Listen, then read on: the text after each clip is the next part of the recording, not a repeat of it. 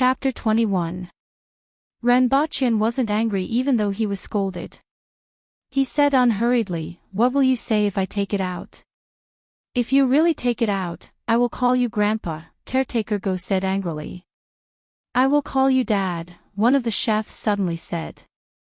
Renbochin almost spat out his food on the spot.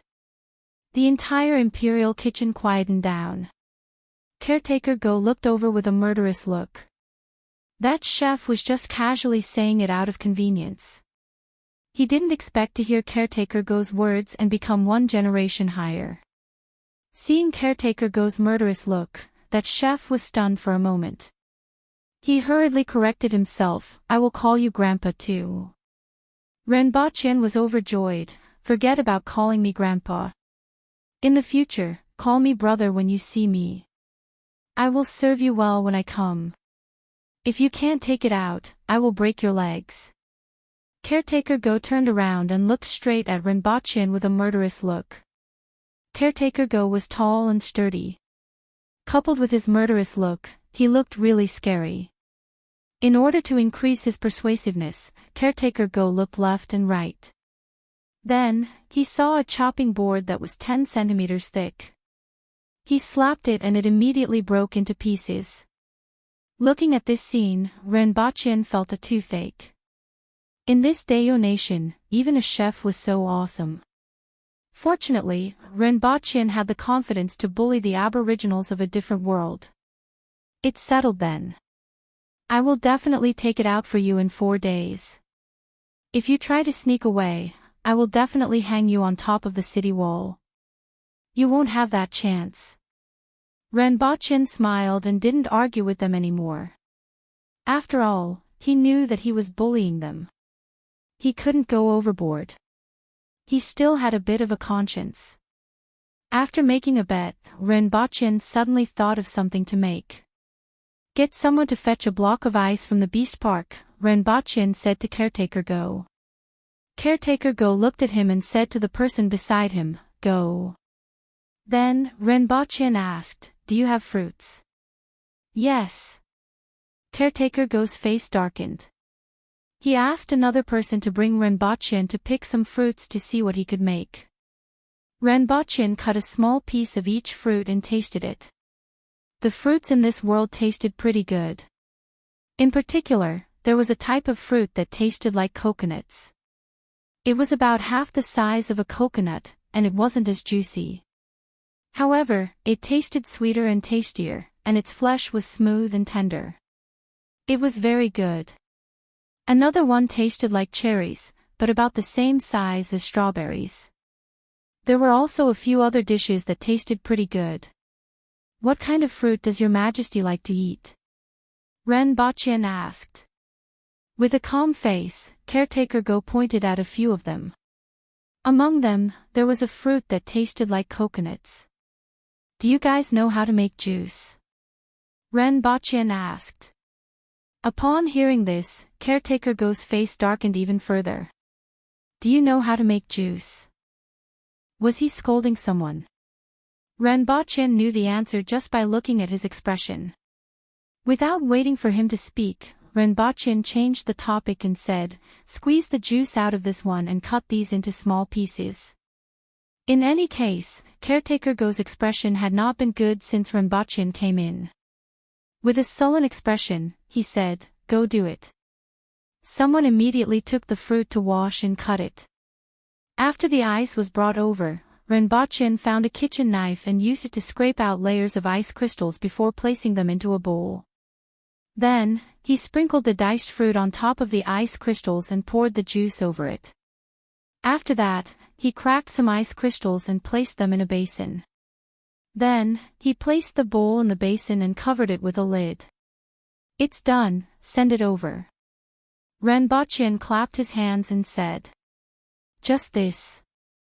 All the chefs in the imperial kitchen who were waiting to see what he was going to make were stunned. After working for half a day, this was it. So simple. Do you even need to do this? Her Majesty's appetite isn't good due to the hot weather. Eating this is the best way to relieve the heat and quench her thirst. After that, she will be able to eat anything else, Renbochin explained seriously. She asked you to make this. Even a child can make this, right? Someone blurted out. The problem is, do you guys have ice?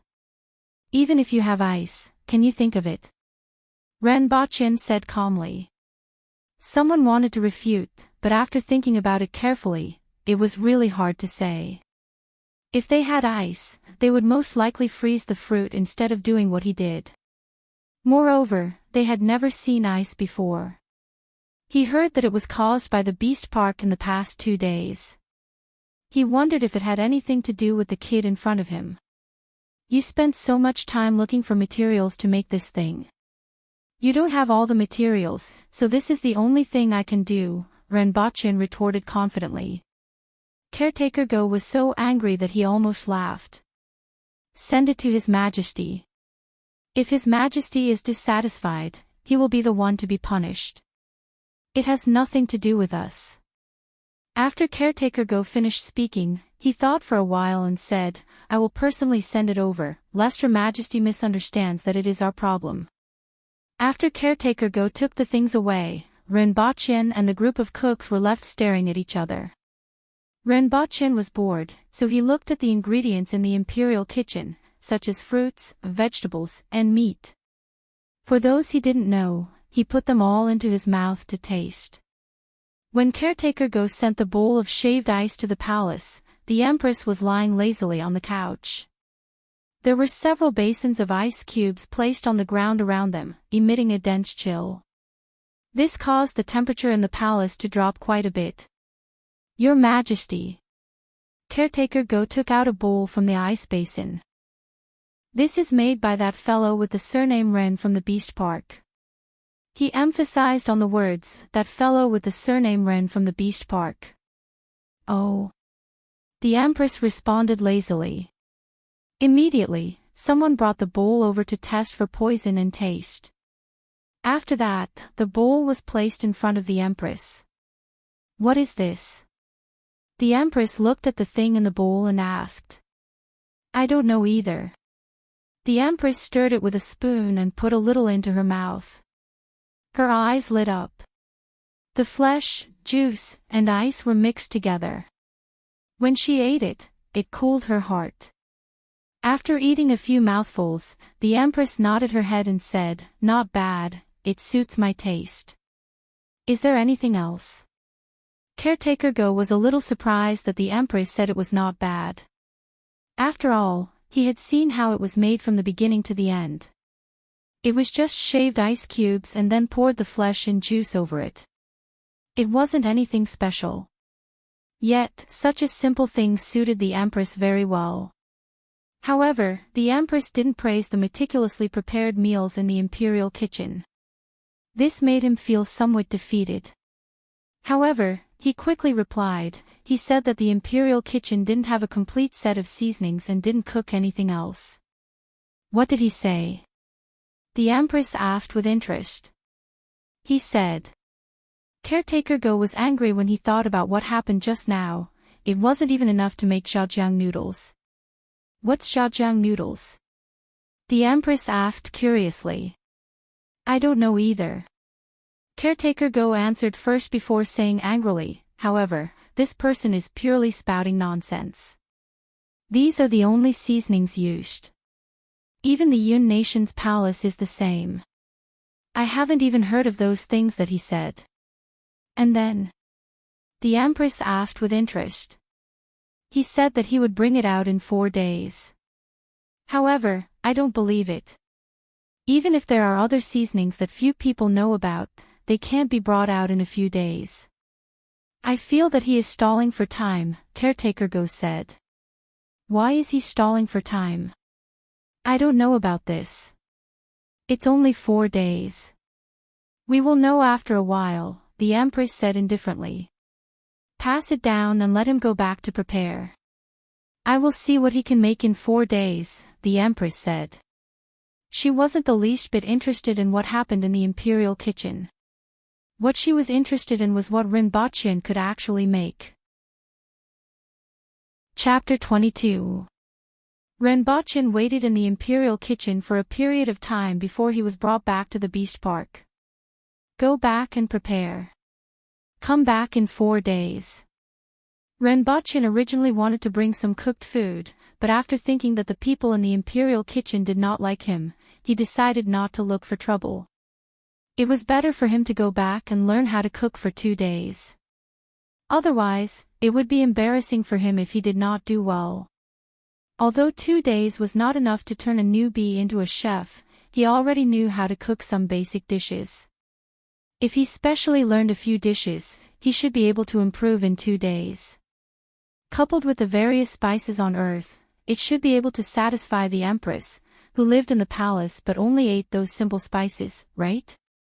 Even if she was not satisfied, it would be fine as long as it was not unpalatable. When he returned to the beast park, the odd job workers were already lying under the table. After all, they did not drink much and their alcohol tolerance was not good.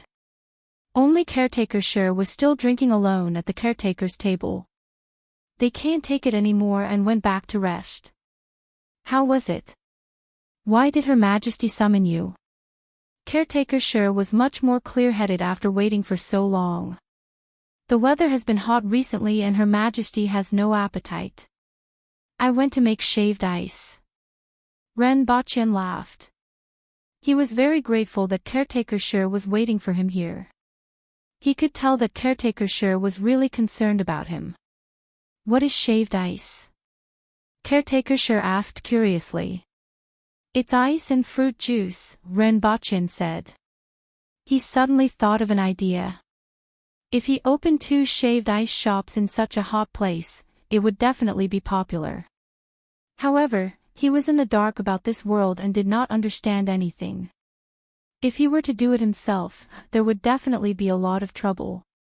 Furthermore, he had too many things on hand. Things like shaved ice shops were not important to him at all. It would be better to cooperate with others and save a lot of trouble. And Caretaker Sher was a very good candidate to cooperate with. He was very straightforward and had a good relationship with Renbochin. Cooperating with him would deepen their relationship. Thinking of this, Renbochin said to Caretaker Sher, wait here for me. I will go and get something good. Caretaker Sher heard this and immediately laughed. All right, let me see what good stuff Caretaker Ren has.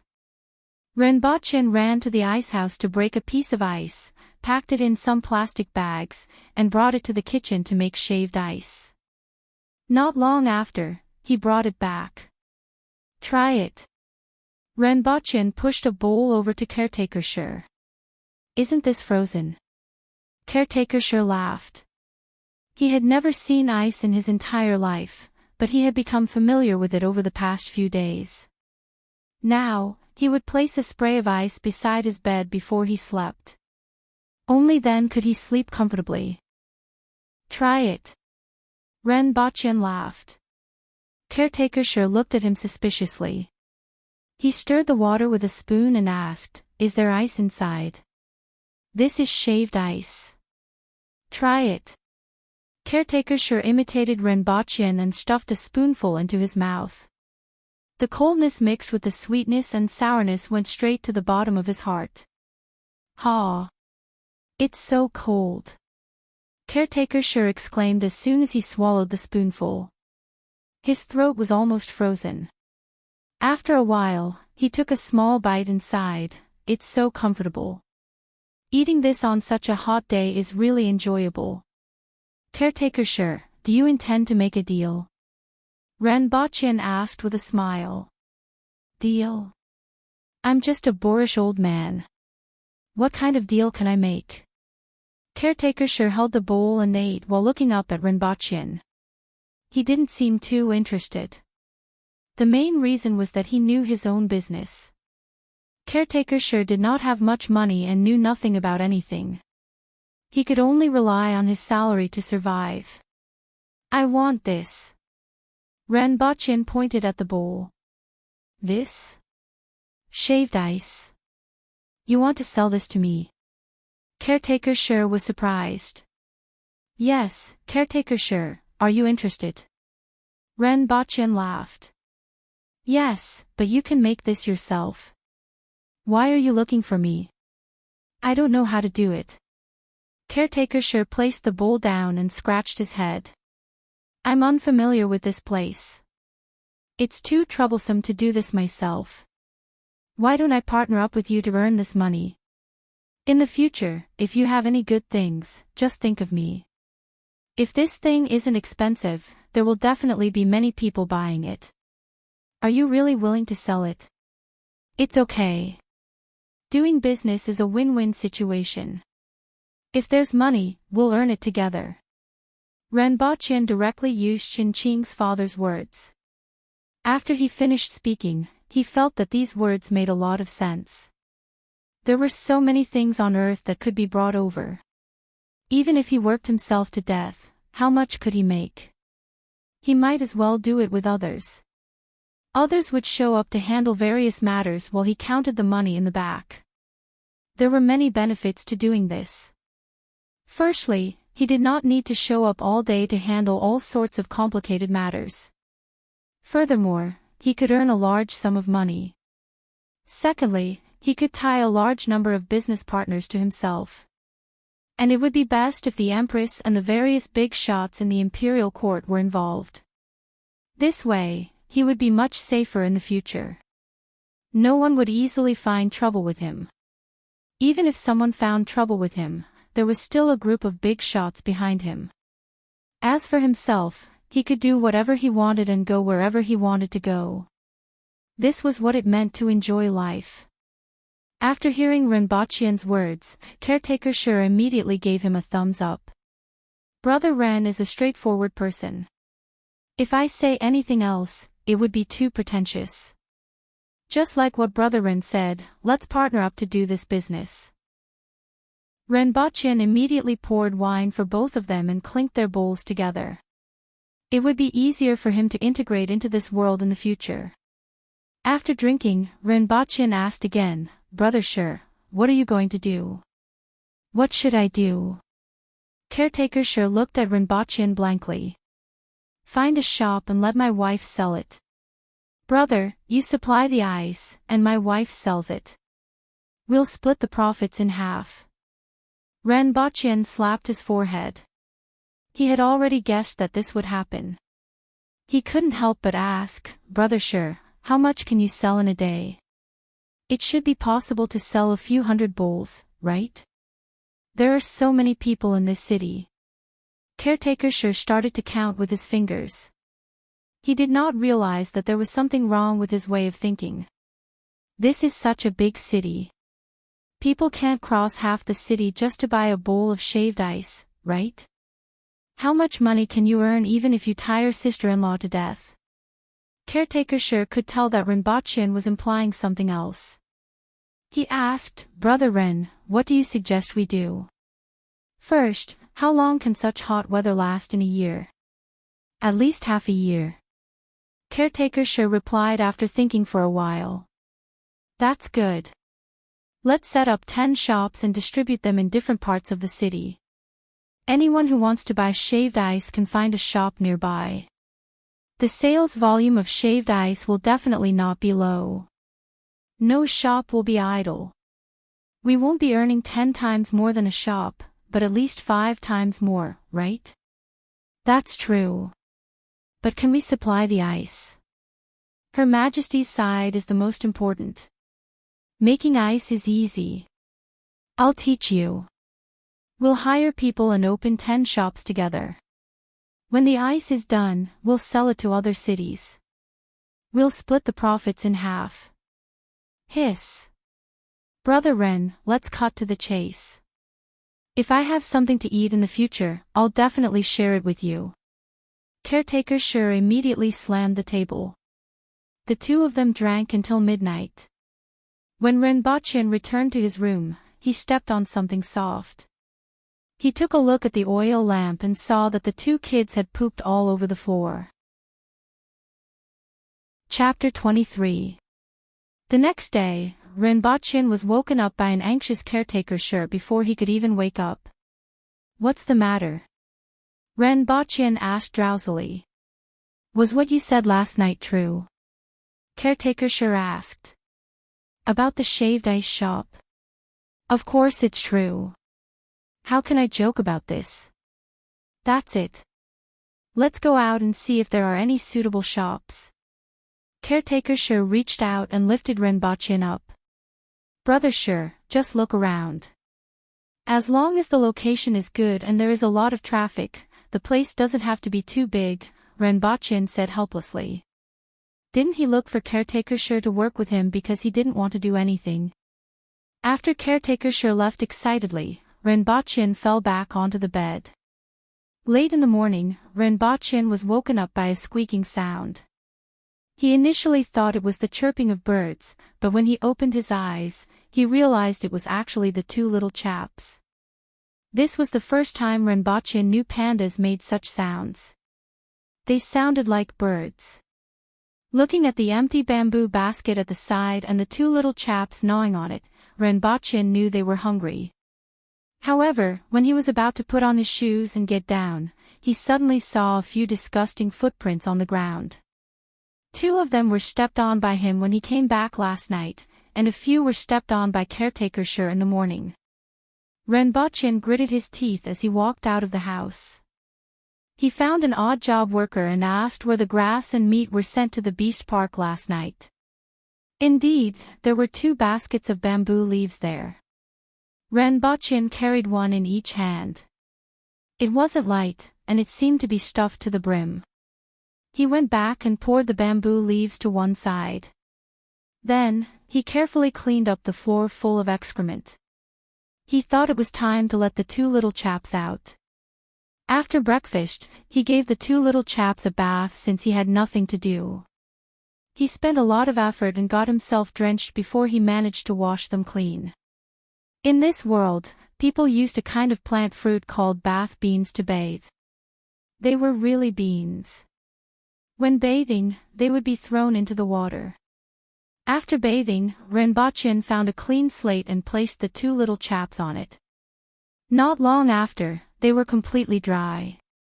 This time, he felt much more comfortable when he hugged the 2 little chaps again. The smell on his body had lessened significantly. Both of Gungun's front palms pressed against Renbochin's face and pushed him back with all its might. He teased the 2 little fellows for a while before asking for some deer milk to feed the 2 panda cubs. Seeing the 2 panda cubs licking the food happily, he finally tasted the joy of raising pets. In the afternoon, he strolled around the beast park and looked at the familiar and strange animals. At night, Caretaker sure came back. He pulled Renbochin aside and said, "I still can't make up my mind. You have to follow me to take a look tomorrow." Upon hearing this, Renbochin could only nod his head. The next morning, he was dragged out of the beast park by Caretaker sure. It was better in the morning. It was not as hot as the day. This city was called Lawn City. When Dayo was first founded, it was called Jolon. Later on, it was changed to Dayo. That was how the city got its name. The city was divided into 9 districts, which were the names of the first 9 strongholds. Beihong, Bead Curtain, Shuaboping, Eagle Beak Cliff, Go Clan Village, Wadaegu, White Stone, Shirhu, Yiwalu. The first 6 districts were mainly residential districts, while the last 3 were commercial districts. Among them, Shirhu mainly sold various weapons, farming tools, and ironware. Shirhu mainly sold leather. Yiwalu sold herbs and animal bones. This was where Renbochin and Caretaker sure went to the beast park to buy food. Of course, there were many residencies in these 3 districts. It was just that the shops were relatively concentrated. The place where the court officials lived was called Beihong District. In addition, the street from the main city gate to Beihong District was called Jinyuan Road. The best shops were actually on this street. Most of them were foreign merchants who sold all kinds of goods.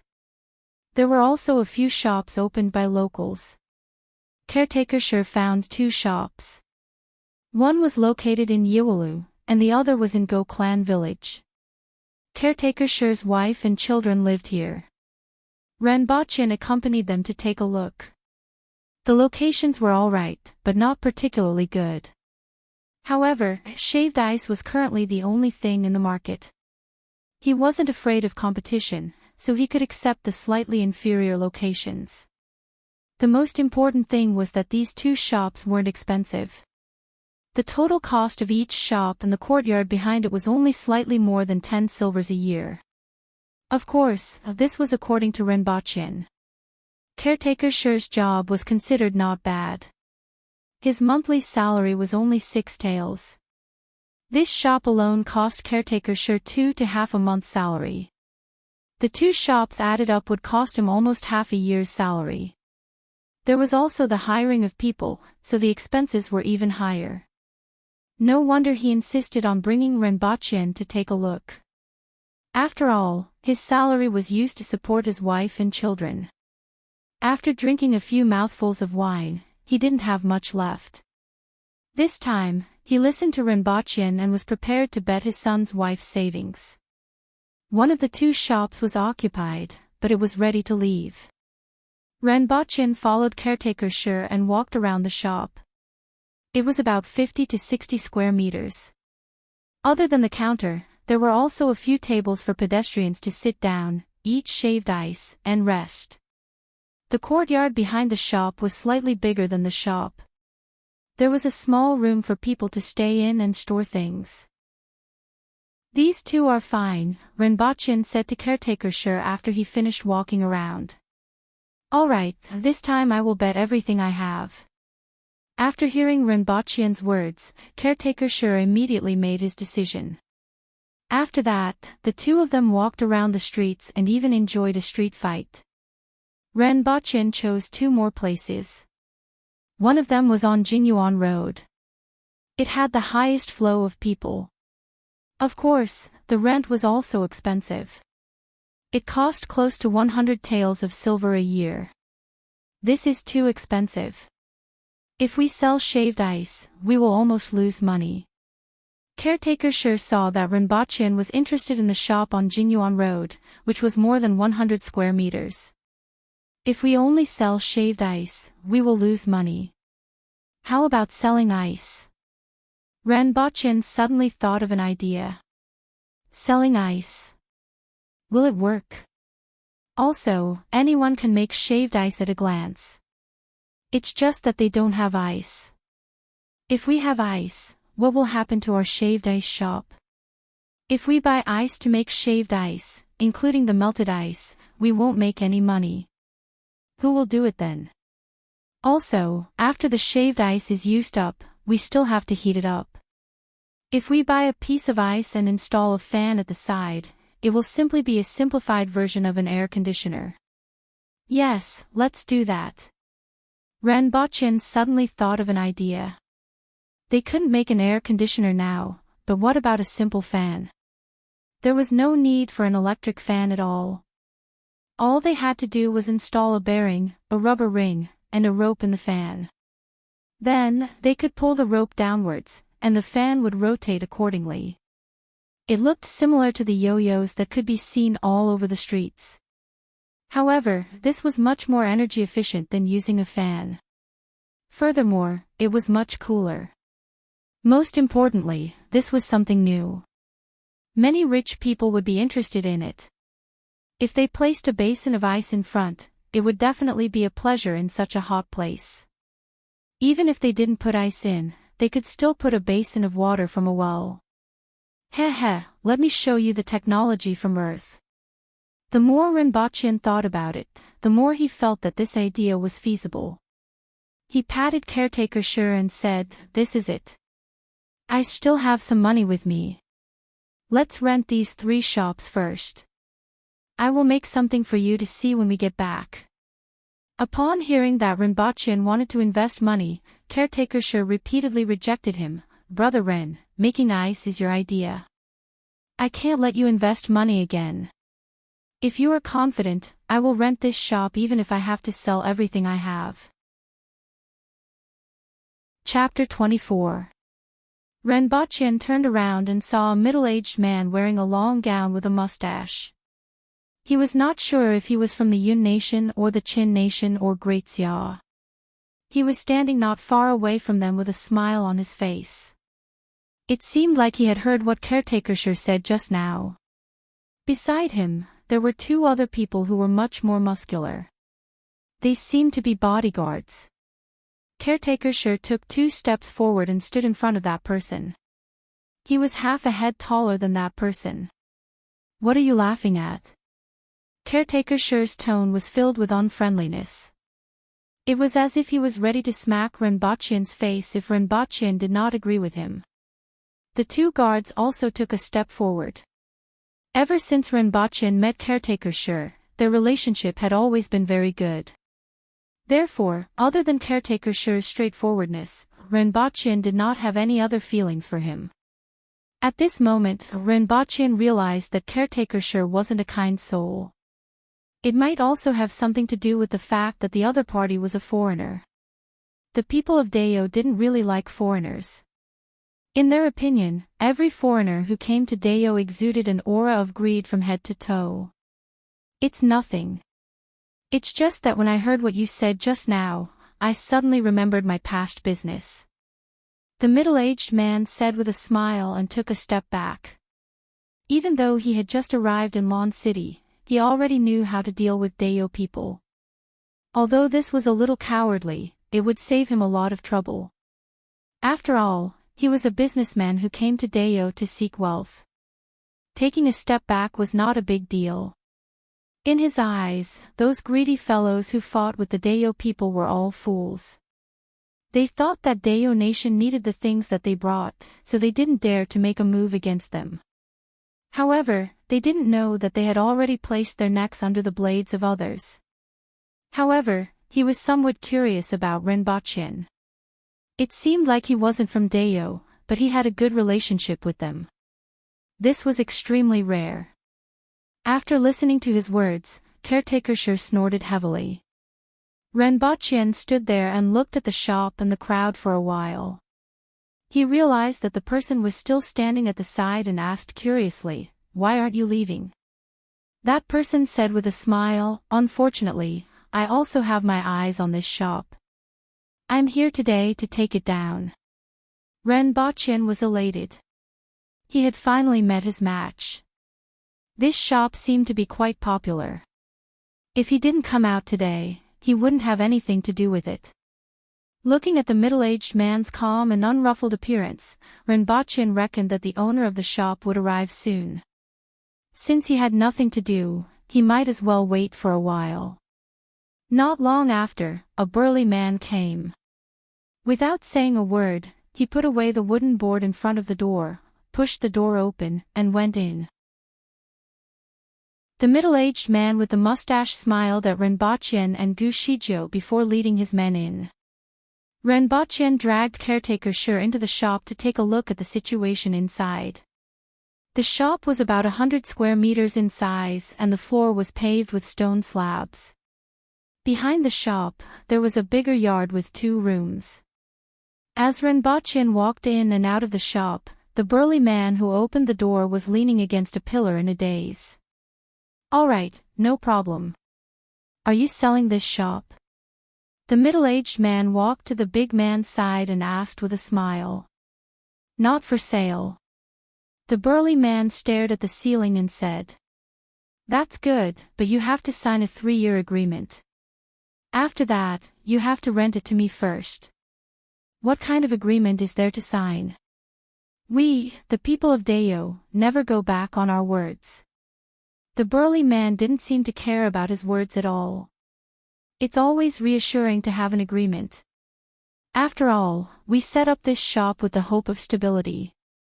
Are you afraid that we will go back on our words? The burly man stared at him fiercely and spat on the ground. "Pay up if you want to rent it. Otherwise, get lost." The middle-aged man smiled bitterly. The bad temper of the people of Dao was really a headache. "How much is the rent for this shop?" Renbochin interrupted and asked. "Aren't you guys together?" The burly man asked back. He sized up Renbochin and Caretaker Sure, 150 taels a year. Renbochin felt a toothache. Caretaker Sure only earned 6 taels of silver a month. This rent was equivalent to his salary for 2.5 years. Renbochin still had more than 80 taels of silver, which was barely enough for half of the rent. However, Renbochin immediately thought that he could earn money in the real world. 80 taels of silver was only slightly more than 10,000 yuan, 150 taels of silver was 30,000 yuan.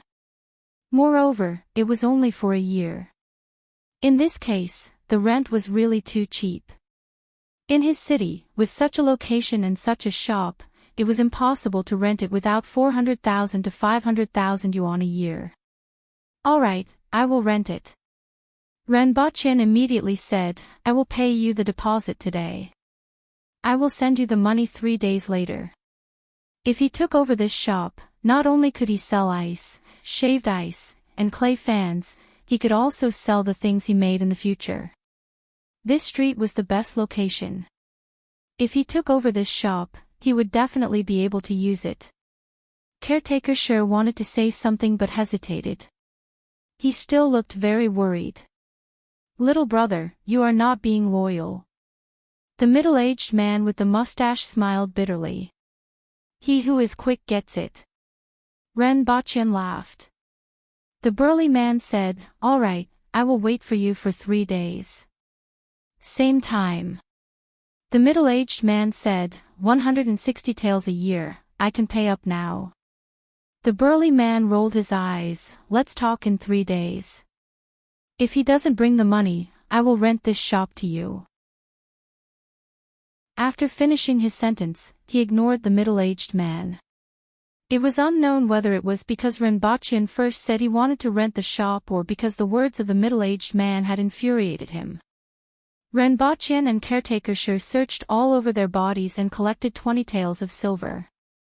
They passed it to the burly man and said, I came out for a walk today, but I didn't bring enough money. I will definitely send it over at this time 3 days later. All right. When the time comes, write a note and I will press my fingerprint on it, the burly man said. The few of them stood outside. The middle-aged man still felt that it was a pity. This location was really good. If he wanted to open a shop in Lawn City, this was the best location. Renbochin turned around and cupped his hands at the middle-aged man, bidding him farewell politely. Renbochin didn't have a bad impression of the middle-aged man. After all, every day he saw this burly man with arms that could race horses. Seeing this burly man who looked similar to him and wasn't annoying, Renbochin had a better impression of him. The middle-aged man with the mustache couldn't help but say to Renbochin, Little brother, I don't know if I should say this. With 100 taels of silver, don't do a business that costs 70 taels of silver. If something goes wrong, you won't even have the chance to make a comeback. Furthermore, there are other problems such as cash flow. If you go back and think that the risk is too high, I am willing to pay you 30 taels of silver. You can still earn 10 taels of silver. Renbochin laughed, you don't have to worry about this. After finishing his sentence, he pulled Caretaker Sure away. Boss, what should we do? Let's see if there are any other suitable shops. We will come back 3 days later, the middle-aged man said to the guard as he watched Renbochin's back disappear into the crowd. Now that they had bought the shop, the two of them didn't have the mood to continue shopping. On the way back, Caretaker Sure was still a little worried. Can we earn 150 taels of silver a year? It's too risky. It's okay, I am renting this shop. When the time comes, I still need to sell some other things in this shop, Renbochin replied nonchalantly. With rations in hand, he didn't panic. Now, not only did he have rations, but he also had a lot of things that could be sold for money. Naturally, he wasn't worried at all. After returning home, he remembered that he wanted to go to the Qin medicine shop. As he was busy looking after the shop, he forgot about it. Chapter 25. Renbochin returned to the Beast Park. Her Majesty summoned him to the palace the next morning. This time, it wasn't the guard sure who. It was someone he didn't know. He asked where Renbochin was and Her Majesty summoned him. Renbochin was playing with Gun-Gun. Gun-Gun kept trying to break free from his arms. After seeing the person, Renbochin immediately went forward and said, "I'm Renbochin. May I know why Her Majesty summoned me?" "Just go. Why are you talking so much nonsense?" the guard said in a low and muffled voice. He entered the palace. It was the same palace as last time. Renbochin didn't know what the palace was for, but the Empress seemed to like it very much. "Greetings, Your Majesty." Renbochin was brought in and saw the Empress in red with her hair scattered behind her. She was leaning on the couch. The palace was very cool. After all, there were 2 basins of ice. "Come forward and talk." "As for you, step down," the Empress said in a lazy voice.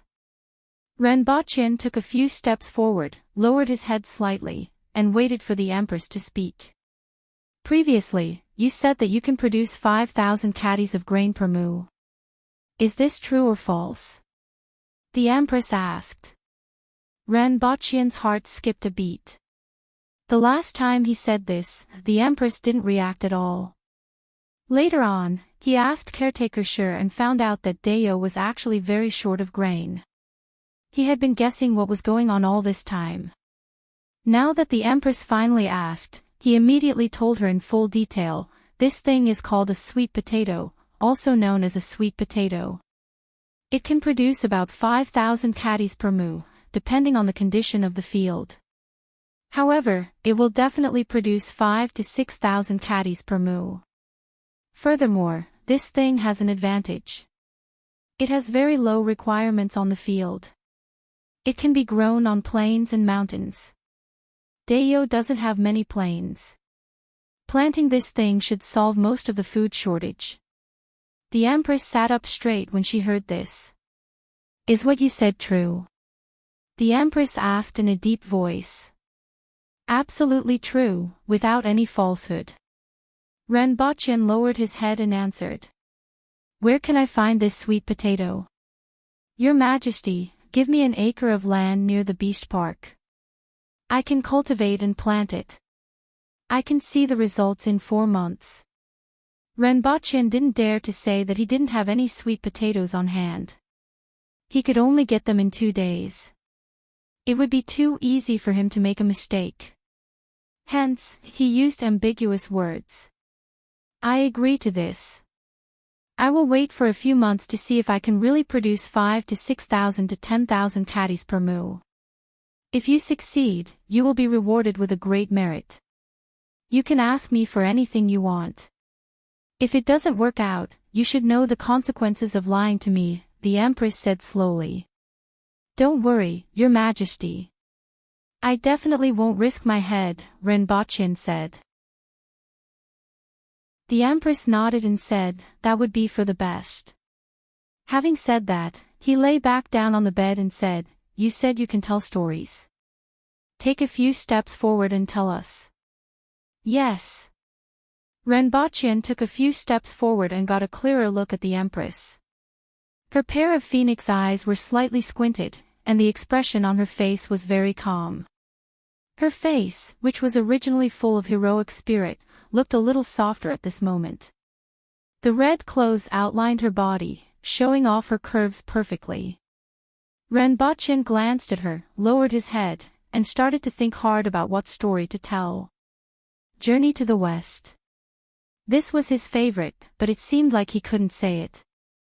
The Empress wouldn't like a monkey that wreaked havoc in heaven, would she? Water Margin. A group of rebellious bandits was even more out of the question. He had never read Dream of the Red Chamber. It seemed like he could only tell about the 3 kingdoms. This was the only one that left a deep impression on him. He had also watched the TV series a few times. Even though he couldn't remember the original text, he could still tell it in the vernacular. Other than the four great classical novels, he could only tell about the legend of the White Snake and Liang Shanbue and Zhuang Tai. He couldn't remember the rest. After deciding to tell the Empress about the romance of the three kingdoms, Renbachian cleared his throat and said, "Your Majesty, then I will tell you a story that happened during the Han Dynasty in ancient China. The surging Yangtze River flows east, the waves wash away all heroes. Whether it's success or failure, it's all gone. The green mountains are still there, and the sunset glow a few times. The white-haired fisherman and woodcutter are used to watching the autumn moon and the spring breeze. A pot of muddy wine is a happy reunion. How many things have happened since ancient times, they are all a joke." After reciting a poem called Linjiang Xian, the Empress said, "Even though it sounds good, it's a little lethargic." Renbachian laughed dryly, then continued to tell the first chapter. The three heroes of the Peach Garden swore brotherhood, and beheaded the yellow-turbaned hero. From time to time, the Empress asked Renbachian about the names of some people, such as the 10 imperial attendants, Jing Xian, Lu Ji, Gong Sun Zan, and so on.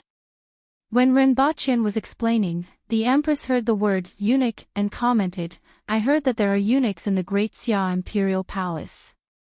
However, to trample on his own people like this, he is unworthy of being the ruler of a nation." When talking about Empress Dowager He and Empress Dowager Dong, the Empress was rather puzzled and asked, "Why can't women participate in politics?" In ancient China, women weren't allowed to participate in politics.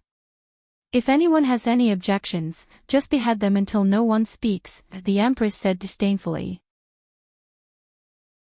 Renbachian thought about it and felt that what she said made sense. Moreover, there was really someone who did this and succeeded. It seemed that this person definitely had a common language with Wu Zetian.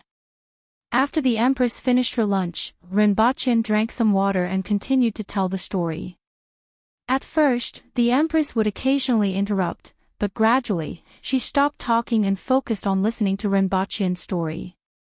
In one day, Renbachian told the story 11 times, all the way until Liu Bei saved Kong Rong and Liu Bei defeated Cao Cao. At the end of the day, he talked until his mouth was dry, but his spirits were very high. In the past, he had always liked the three kingdoms, but he rarely discussed it with others. Now that he met someone who had never heard of this story, he finally had the leeway to express it. The more he talked, the more excited he became. His spirits were getting higher and higher, and he was getting more and more engrossed. Towards the end, he even began to pace back and forth, occasionally gesturing with his hands. The Empress didn't mind. Watching his gesticulating performance was rather interesting, and the corner of her mouth curled up slightly. Unfortunately, Renbachian was immersed in the world of romance of the three kingdoms and didn't notice. The two palace maids at the side didn't have the Empress's various thoughts and comments. They were extremely engrossed in the story. As the story progressed, they would gnash their teeth and smile happily. When the sky turned dark, Renbachian noticed the color of the sky outside and stopped talking.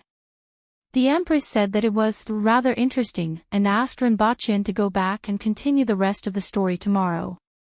When Renbachian heard this, he was going back to reality tonight. Where would he find the time to explain to the Empress?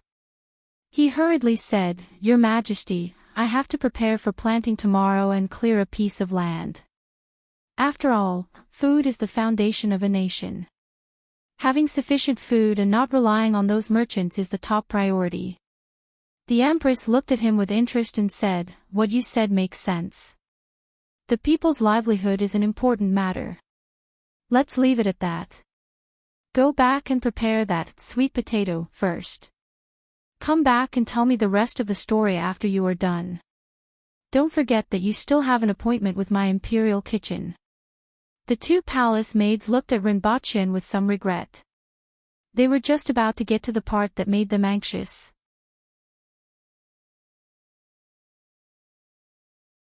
Chapter 26. When he woke up, Renbachian had already returned to his newly rented bedroom. He walked around upstairs and downstairs. He was the only one there, and it felt a little lonely. It couldn't be compared to the liveliness on the other side. Although he wasn't short of money for the time being and living on this side was more comfortable, he had a greater sense of existence on the other side. This was because he was unique there. On Earth, he was just one of the masses and didn't stand out in any way. As he lamented, he charged his phone. He switched on the computer. The 34-inch monitor was much better than his original 21-inch monitor.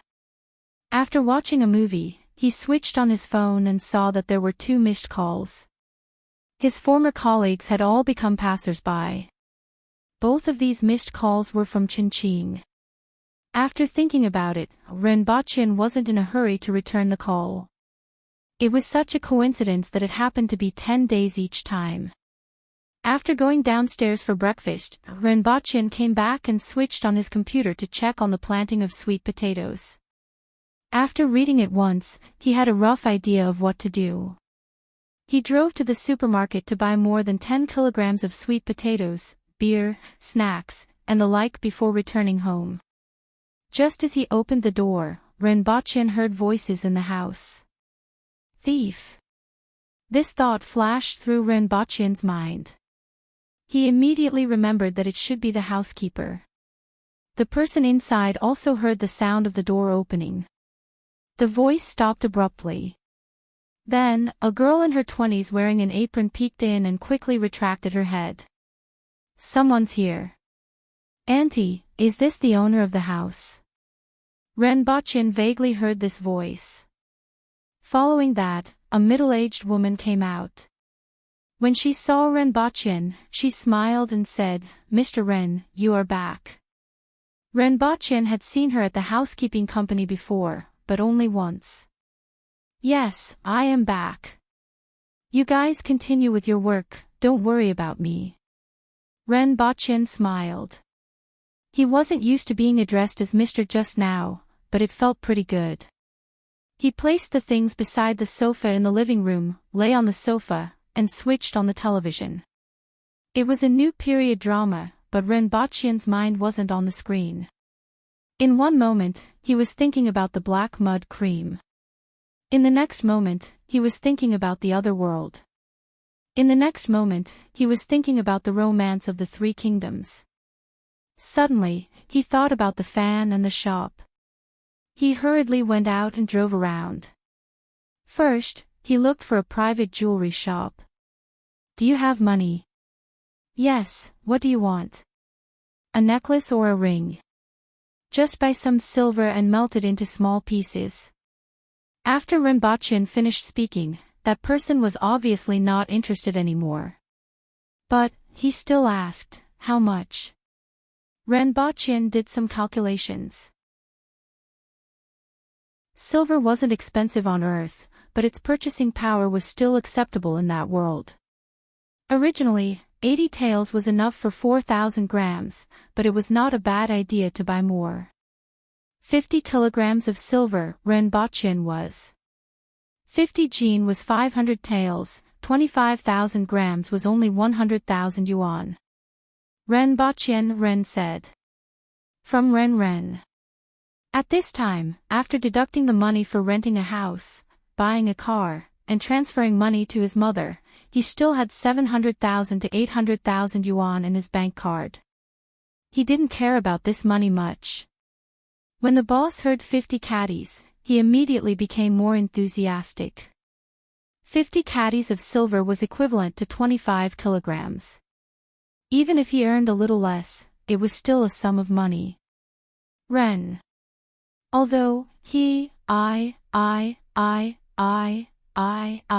able. There. He money. Bochin, being. Ren. Bochin. Was, on, of. Being, on. He. Renbochin paid the deposit and got the receipt. He agreed to melt the silver into small pieces and collect it 2 days later. Then, he bought a yo-yo and a hand-cranked fan to study. He wanted to see how he could make a reliable fan under such simple conditions. When he returned, the two housekeepers had already left. The house was clean and tidy. Renbochin heaved a sigh of relief. He took out the yo-yo and the hand-cranked fan and disassembled them to see how to make a fan. After studying for a few hours, he had a rough idea. He just had to find someone to make it and see if it was as he expected. The next day, Renbochin sat in front of the computer and read The Romance of the Three Kingdoms. He recalled some of the blurry scenes. On the third day, he called Qin. "Did you go into seclusion again?" Qin asked the moment he picked up the call. "It's about the formula for the black mud cream. That person lives in a remote place in the mountains. I called you back as soon as I got back." Renbochin apologized. However, he knew in his heart that he wouldn't be able to contact Qin so frequently in the future. This was because his days in that world were too stable. Every time, he would stay in this world for 3 days and then disappear for 9 days. "How is it? Did you get the formula?" Qin asked. "Not yet, but soon. Let's go out to have some fun tonight. Let's have dinner." "I won't be going to the bar." Renbochin shook his head. After arranging a time with Qin, he searched for herbs on the internet for a few hours and prepared to exchange them for the black mud cream. Since ordinary people had never seen snow in that world, Renbochin guessed that it was subtropical. Renbochin then searched for a few herbs that appeared frequently and were difficult to cure. He memorized them. Then, he went to buy a bunch of spices.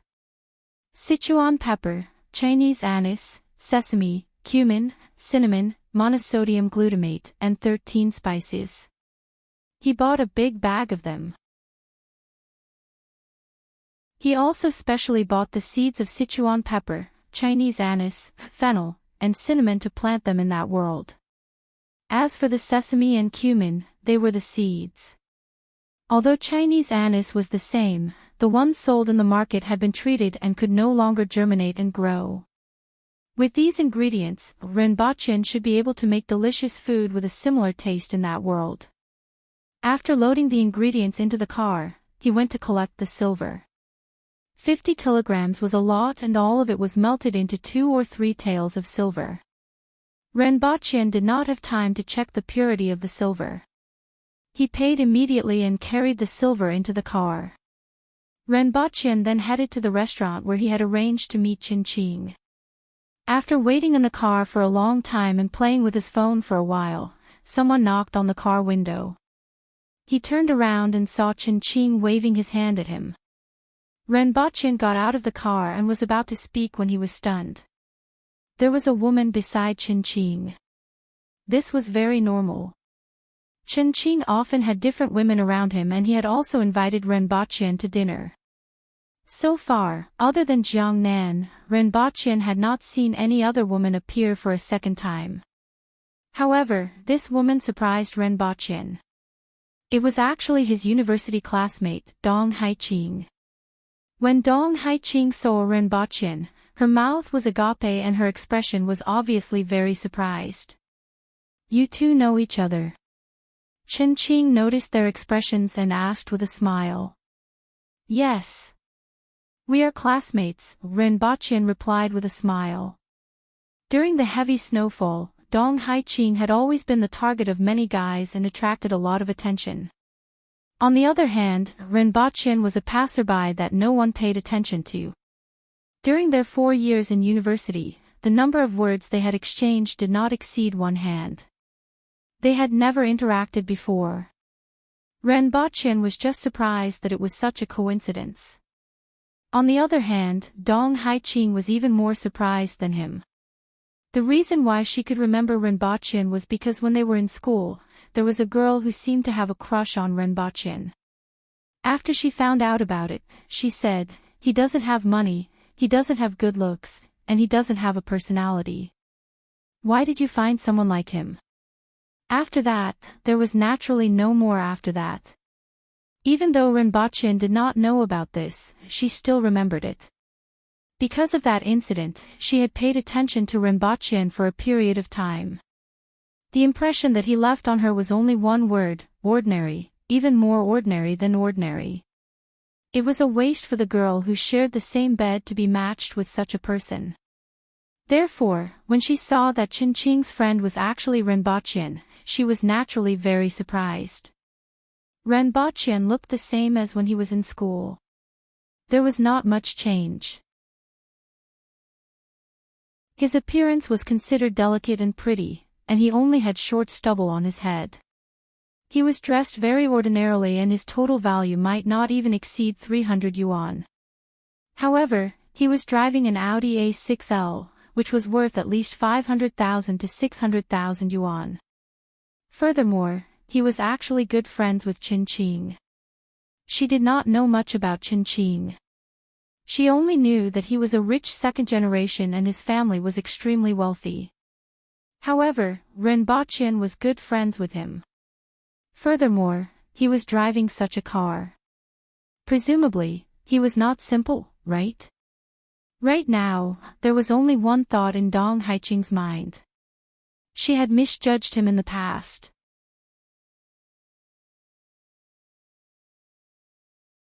Chapter 27. Why are you in Shin City? Rinpoche asked curiously. I'm working here now, Dong Haiqing said with a smile. I didn't know you were here. Alright, let's continue our small talk later. Let's go in first.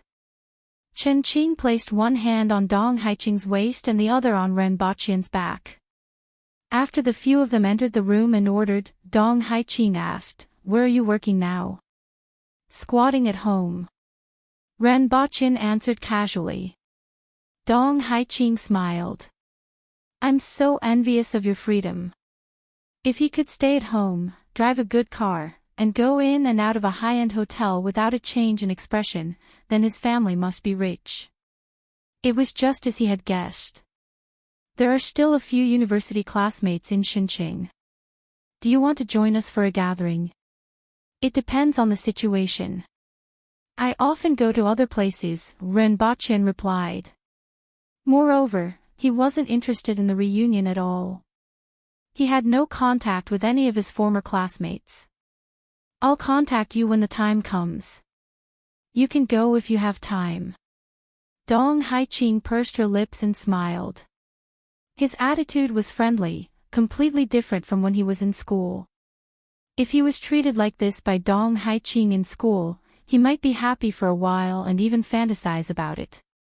But after being in society for a year, he clearly knew what the reason was. Do you remember Qinbing? Dong Haiqing asked again. Rinpoche thought about it and had some impression of her. She was a petite and exquisite young lady.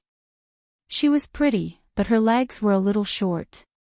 Sitting on the chair, he looked like he was 1.65 meters tall, but in reality, he was only 1.58 meters tall. He nodded. She had a good impression of you back then. Dong Haiqing pursed her lips and smiled. Rinpoche was slightly surprised. This was the first time he had heard of this. But after that, you didn't do anything, and she wasn't a proactive person, so it was left unsettled. She is also in Shin City now. Dong Haiqing said. However, the truth was that Qinbing had once thought of taking the initiative. But after hearing what she said, she finally gave up. If he could bring Qinbing and Rinpoche together, it would be beneficial to him. After all, she didn't have much confidence in dealing with this rich second-generation heir. But his height, appearance, and background were all in line with her expectations. Since she wasn't confident, she might as well take the side route through Rinpoche. It might be beneficial. Even if there weren't any benefits, Rinpoche and Qinbing would still remember his kindness, right? Rinpoche could also be of help to her.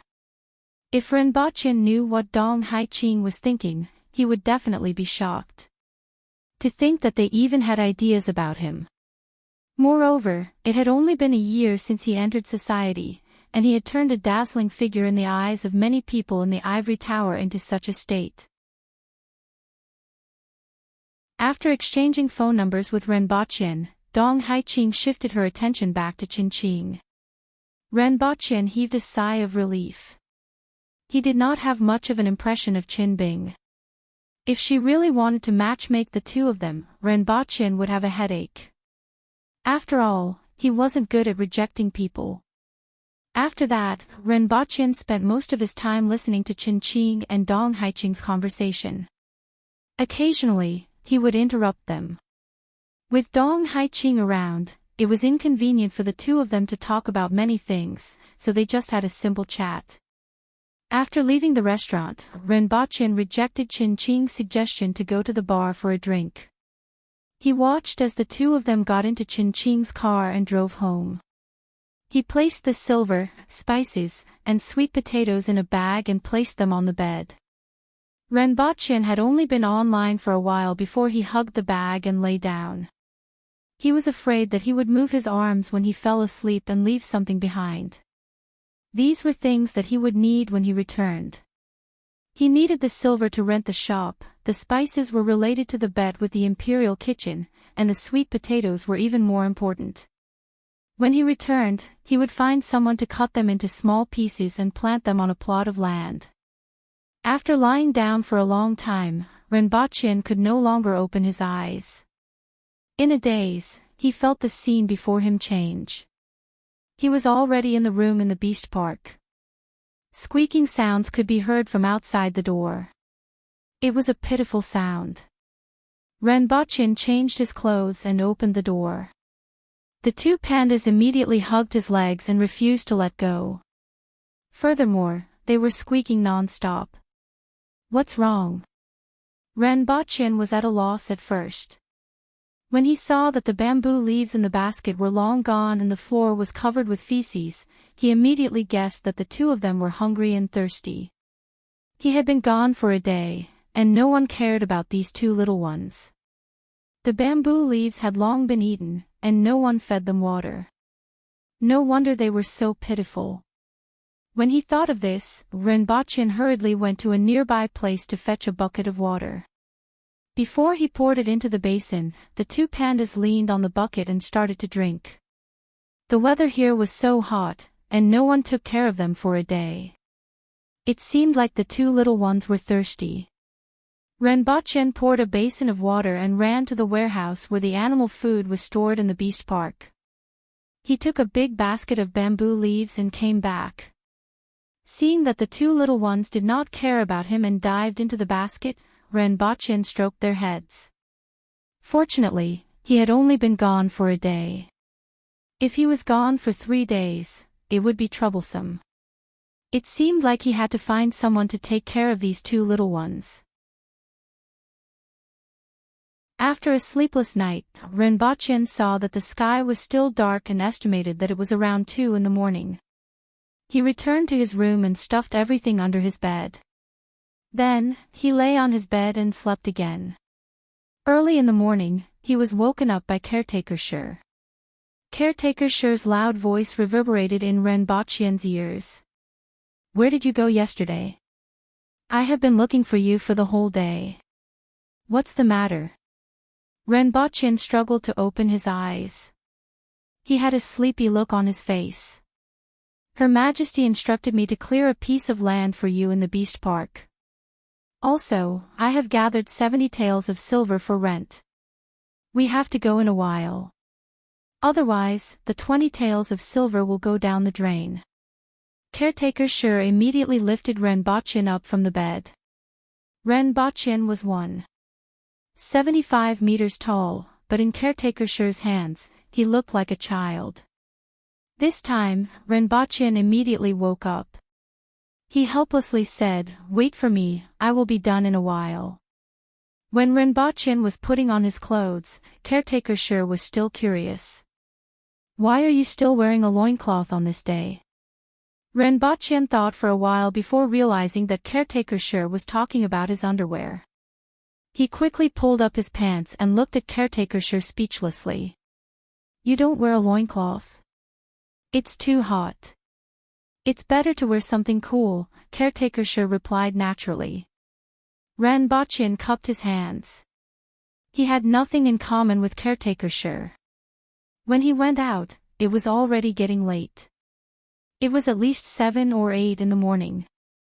People in this world slept early and woke up early. They slept at 7 or 8 in the evening and woke up at 5 or 6 in the morning. He went to the kitchen to look for something to eat. When the cook saw Ranbochin, a smile appeared on his face. Caretaker Ren, when are you going to teach me? In another 2 days.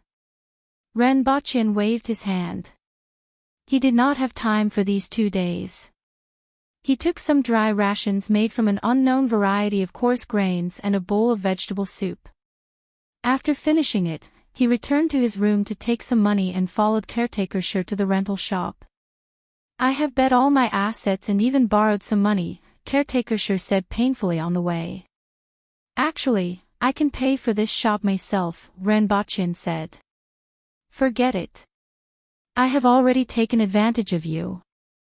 I can't let you take on such a huge risk. Anyway, I can just throw in all the money earned from the other 2 shops. I reckon it won't make a loss. Ranbochin smiled. Caretaker Sure was indeed a good person. However, he was also a good person. That shop would definitely not make a loss in the future. Just as the 2 of them arrived, they heard someone say, "Little brother, you are here." He turned his head and saw the mustached middle-aged man from the other day. Ranbochin cupped his hands. I have already given you the money. Naturally, I have to come. The middle-aged man smiled bitterly. It seems that you have made up your mind. I shall take my leave now.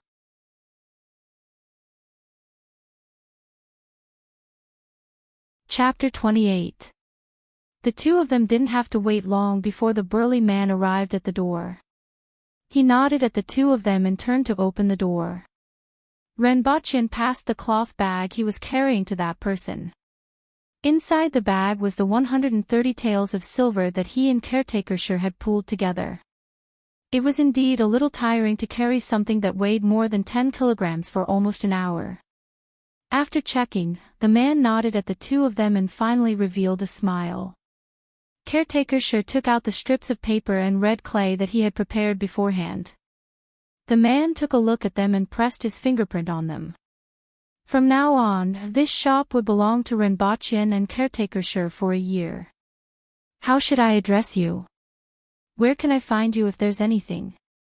Ranbochin asked with a smile after seeing him press his fingerprint. Jindong General's residence. I have something to discuss with Caretaker Shi, the man said to Ranbochin and tossed the key over. After he left, Caretaker Sure said, so it's the property of General Jindong. Ranbochin had no idea about the court officials of Dayo. However, there was one thing he remembered. Those who could become generals were all capable of fighting. To be able to sit in the position of General of the East, one had to be able to fight. What rank is the East vanquishing general? Ranbochin asked curiously. Dayo's official ranks were modeled after Great Xia's, which was a 9-rank system. Primary grade 2. Caretaker Sure gestured with his fingers. Brother Sure, what level are you at? 9th class minor class. Then, as a steward, I can't even be considered as a minor 9th rank steward. Dayo is the same as Great Xia. There are 9 ranks in the system, and there are 18 ranks in total. Yours is called unattainable, Caretaker Sure explained. Ranbochin smacked his lips. In the past, he had never even been a class monitor. Now, at least he had 10 subordinates. Moreover, he had so many good things in his hands. No matter what, he would be able to get an official position. Dayo respected martial arts. If he brought the ancient military books over, would he be able to fool a few people? What do you think? What should we do next? Caretaker Sure asked. Recruit people. Set up this place first. Brother Sure, don't you hate the people of the Yun Nation? In the future, the people of Dayo and the people of the Yun Nation will have one price. Heh, let's do as you say. Caretaker Sure was elated when he heard this. Everything else is easy, and it's easy to make. You can add more flavors, and you can make any kind of fruit. Try not to leak the information about making ice with saltpeter, Renbochin warned. The matter of saltpeter could not be concealed, but the longer it could be concealed, the longer it could be used. Once the streets were filled with them, they wouldn't be able to make money anymore. Understood. This matter is definitely not bad. Caretaker Sure patted his chest and said. After the two of them walked around the room, Renbochin gave them some ideas. They would set up a bar counter in the corner, a row of benches at the side, and tables and chairs in the other empty spaces. This way, people who came to buy shaved ice could sit here and eat, or they could sit down and rest for a while, waiting to take it away.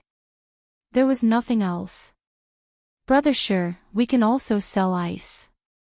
A piece of shaved ice costs 5 copper coins, and a piece of ice the size of the one we use for storage can be sold for 30 copper coins. All right. The people of Yun Nation will double. After the two of them settled the matter, they left the shop and went straight to the Chin medicine shop that they saw last time. The shop wasn't considered big, but there were quite a lot of people. At the entrance, they saw a few aborigines going in and out. Some of them were injured, and some seemed to be sick. There was a middle-aged man sitting in the shop, and there were 3 to 4 helpers. Are you the boss? Renbochin stood at the side and asked after the man finished prescribing medicine. What's the matter? The man raised his head and took a glance at Renbochin. He then ignored him and shouted, Next. I have a business transaction to discuss with you. I only treat patients here, I don't do any other business. It's a business related to treating patients. Renbochin wasn't anxious at all. After the middle-aged man saw another 2 patients and saw that there was no one waiting behind him, he raised his head and said to Renbochin, What's the matter? Speak. I want to use my medicine prescription to exchange for your prescription. My prescription can save a large number of patients suffering from tetanus, which is also known as Chi-Chi. After hearing Renbochin's words, the middle-aged man's face became a lot more solemn.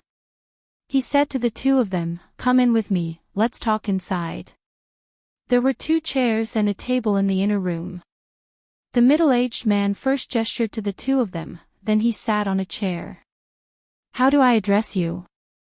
The middle-aged man asked casually. My surname is Ren. Renbochin, the person beside me is my companion. May I know how to address you? Renbochin asked. Up until now, he still didn't know Caretaker Sure's name and called him Brother Sure every day. My surname is Chen Zixing. Now tell me, what kind of prescription do you want to exchange for? Chen Zixing asked. The black mud cream. After Renbochin finished speaking, he stared at Chen Zixing attentively. As long as the other party was willing to exchange, Renbochin would definitely give him something that would satisfy him. He was just afraid that the other party wouldn't be willing to exchange. That would be troublesome. Chen Zixing muttered to himself for a while and said, The black mud cream is passed down from generation to generation in my Chen family.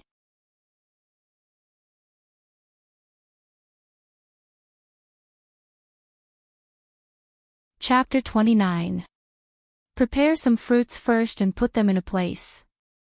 After a period of time, when the fruits have rotted and become moldy, collect the layer of green mold on them.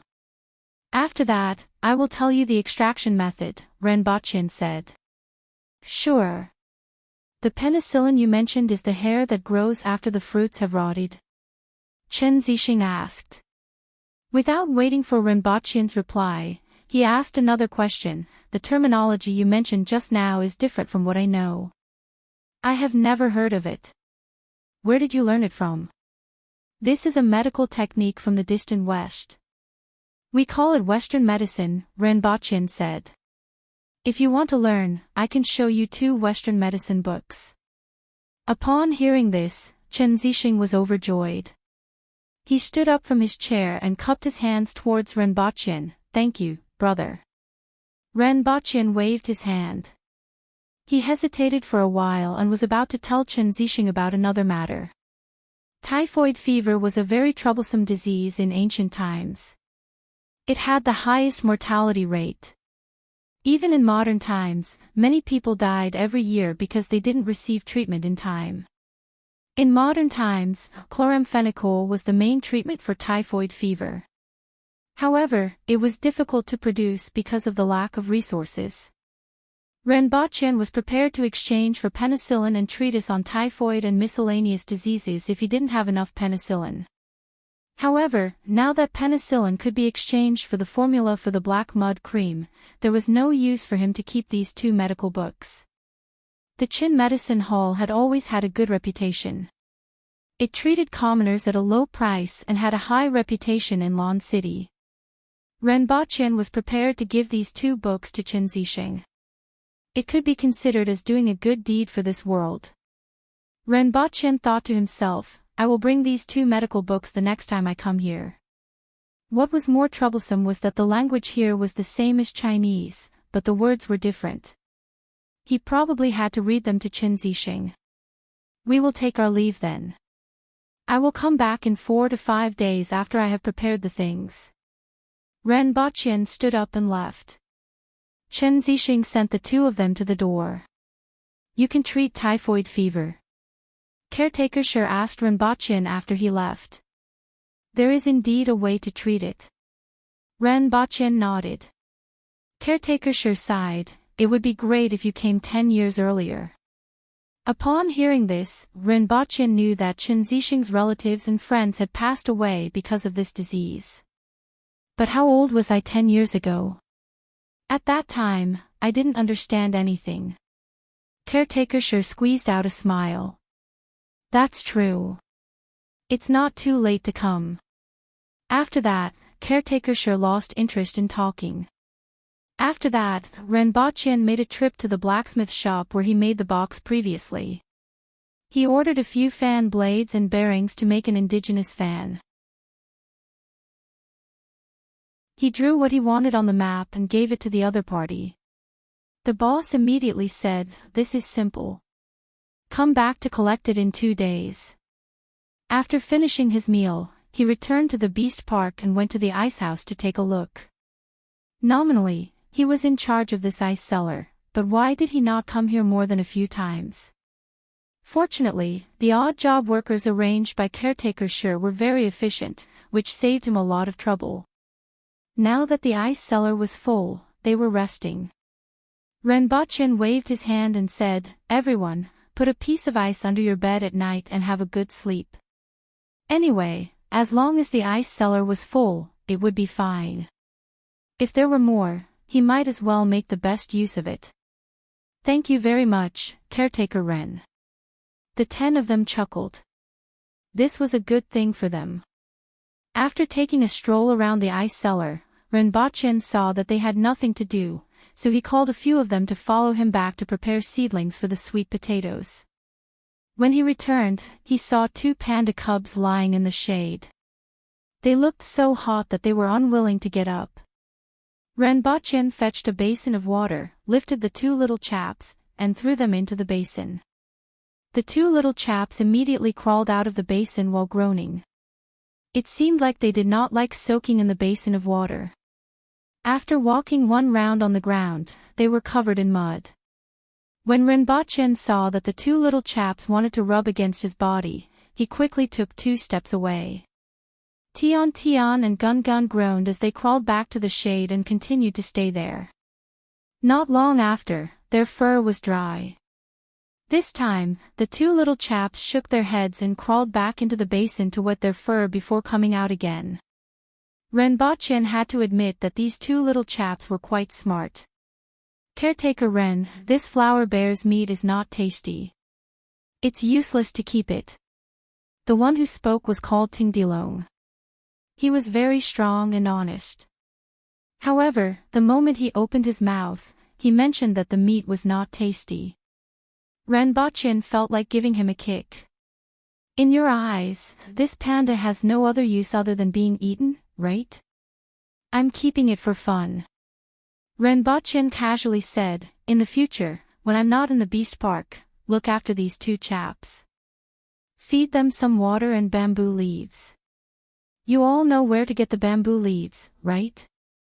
Understood, Caretaker Ren, don't worry, the few of them replied.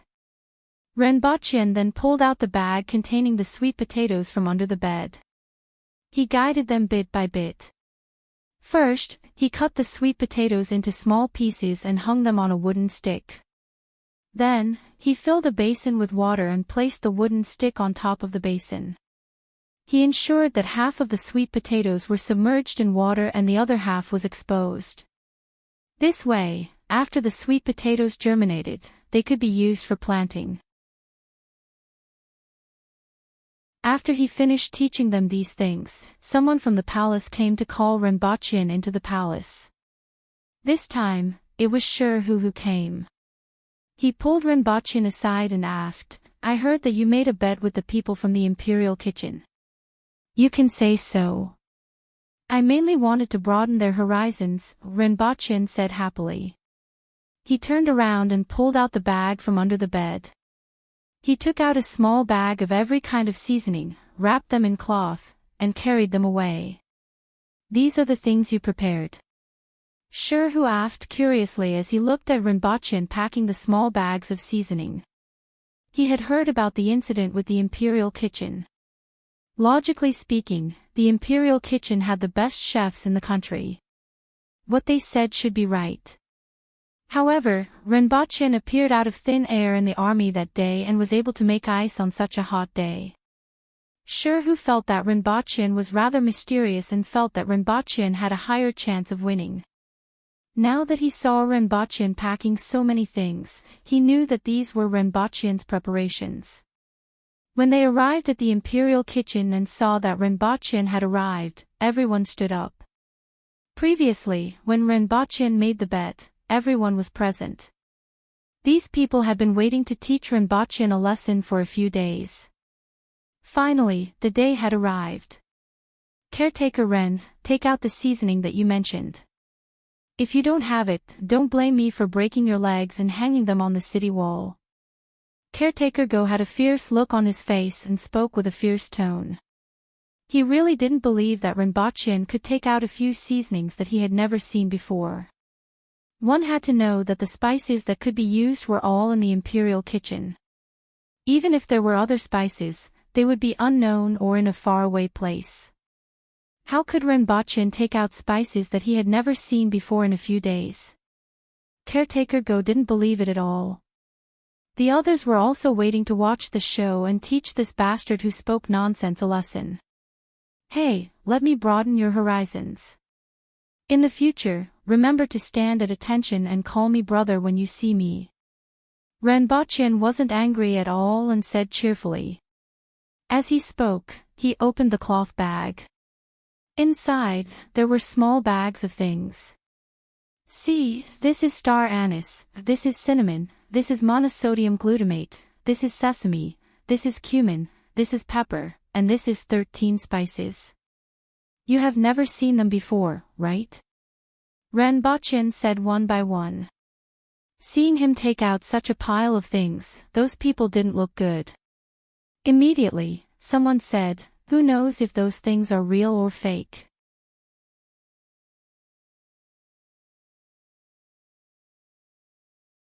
Chapter 30. Caretaker Go slapped the chef's head, turned around, and squatted in front of Renbochin with a cold face. He took out a little from each packet and put it in his mouth to taste. After tasting a few of them, his facial expression changed. As a chef, he felt that at least 2 of them could be used as spices. However, he still had to see how they were used and what kind of smell they would emit after being cooked. There were many things that had a smell, but not all of them could be used as spices.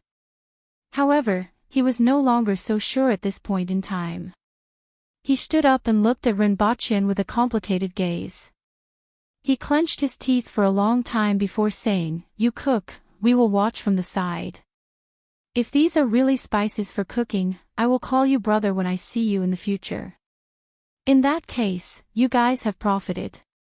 When Renbochin spoke, Caretaker Go and the rest's faces turned black. They wanted to scold him, but they suppressed their anger. They would settle the score after Renbochin was done cooking.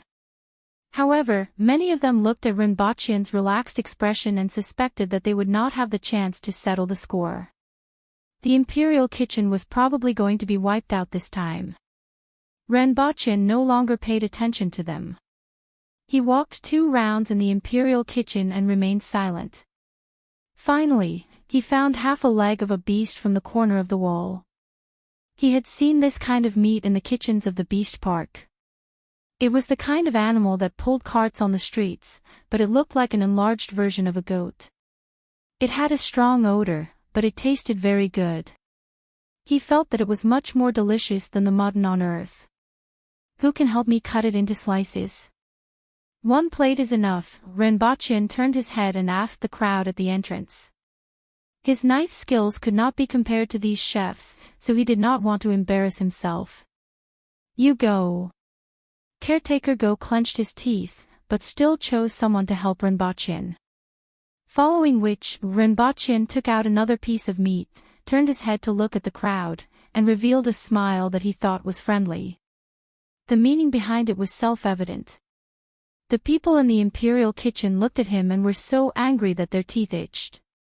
This time, it was another person who walked towards Renbochin with a kitchen knife. If this was on Earth, it would look like he was taking revenge on society. Renbochin would definitely hide as far away as possible. However, the people of Dayo all looked like this, so Renbochin did not care. Instead, he exhorted, "Cut it into small pieces, 1 layer of fat and 1 layer of lean meat with some skin." Seeing that the 2 people were cutting, Renbochin found 2 cucumbers and washed them. He then slapped them on the chopping board twice before chopping them into pieces. "Yes, that's right, this is the cucumber with garlic sauce. It's a pity that there's no peeling. Later, I'll fry some peanuts and mix them together." After the meat was cut and washed, Renbochin marinated it with cumin, the spices of this world, and Sichuan peppercorns. He would prepare cumin lamb and braised it in braid. Ren prepared water. However, Qian said, he, and, of. And. Why is this wok so heavy? Shin, I, and, he, I, and of. Although adults could move it, it was impossible for them to flip the spoon with one hand, of. Renbochin put it aside. He estimated that it weighed at least 7 to 8 kilograms. Renbochin turned his head and saw that the 2 men had gone back to stand and watch. He gestured with his hand and said, "I will tell you what to do, and you 2 will do it." "They can't even stir-fry. How can they cook like this?"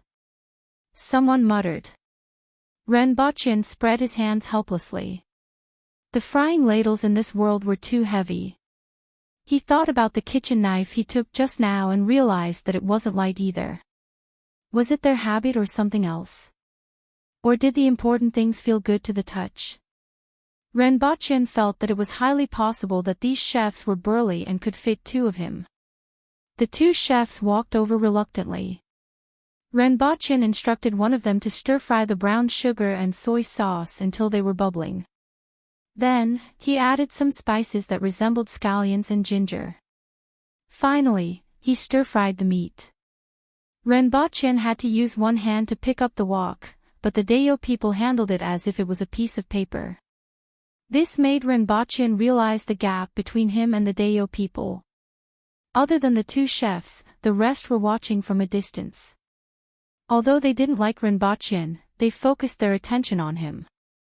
This was because they had never done the process of stir-frying the sugar before. When the nutmeg, star anise, and cinnamon were added, the aroma wafted out. The entire imperial kitchen could smell the aroma. The eyes of the surrounding chefs lit up when they smelled it.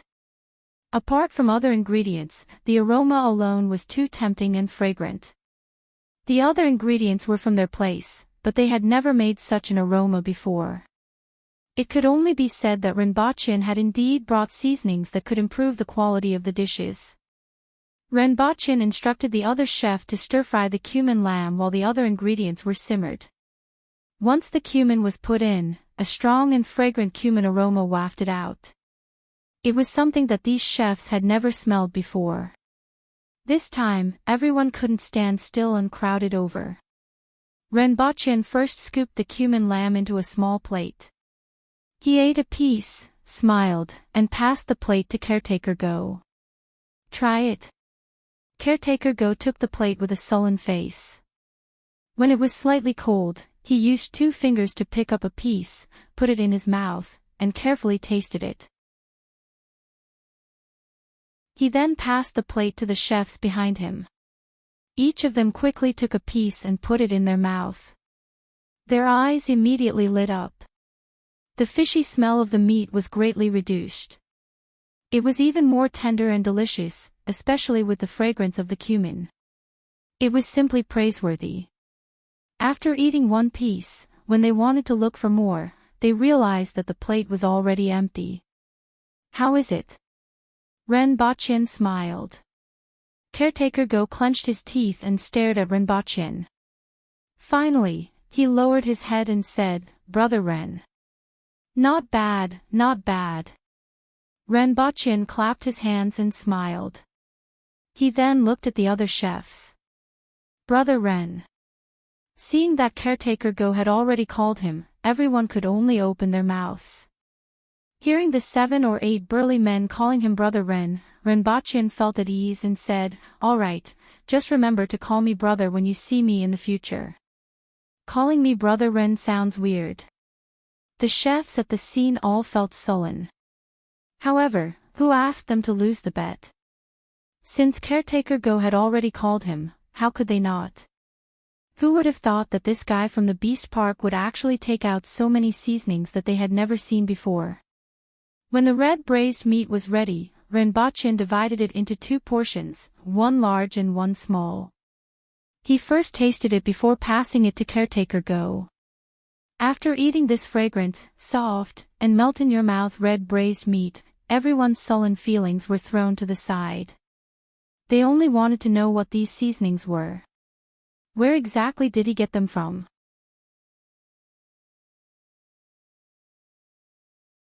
Chapter 31.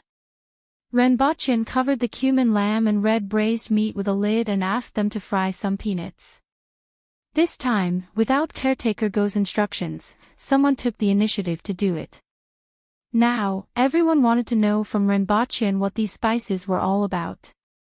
Regarding this question, Renbochin did not hide it. After all, it was just some spices. It was fine as long as he could show off in the imperial kitchen. "This is cumin. All of you have tried it just now. It can remove the fishy smell and increase the tenderness of the meat. Another very important function is that it has a little preservative effect. After all, the weather is so hot and a dish won't be kept for long after it is cooked. Cumin can slow down the deterioration of the taste of the dish." Even though some of the terms were different, everyone could easily understand what Renbochin said. "Where can I buy this cumin?" someone immediately asked.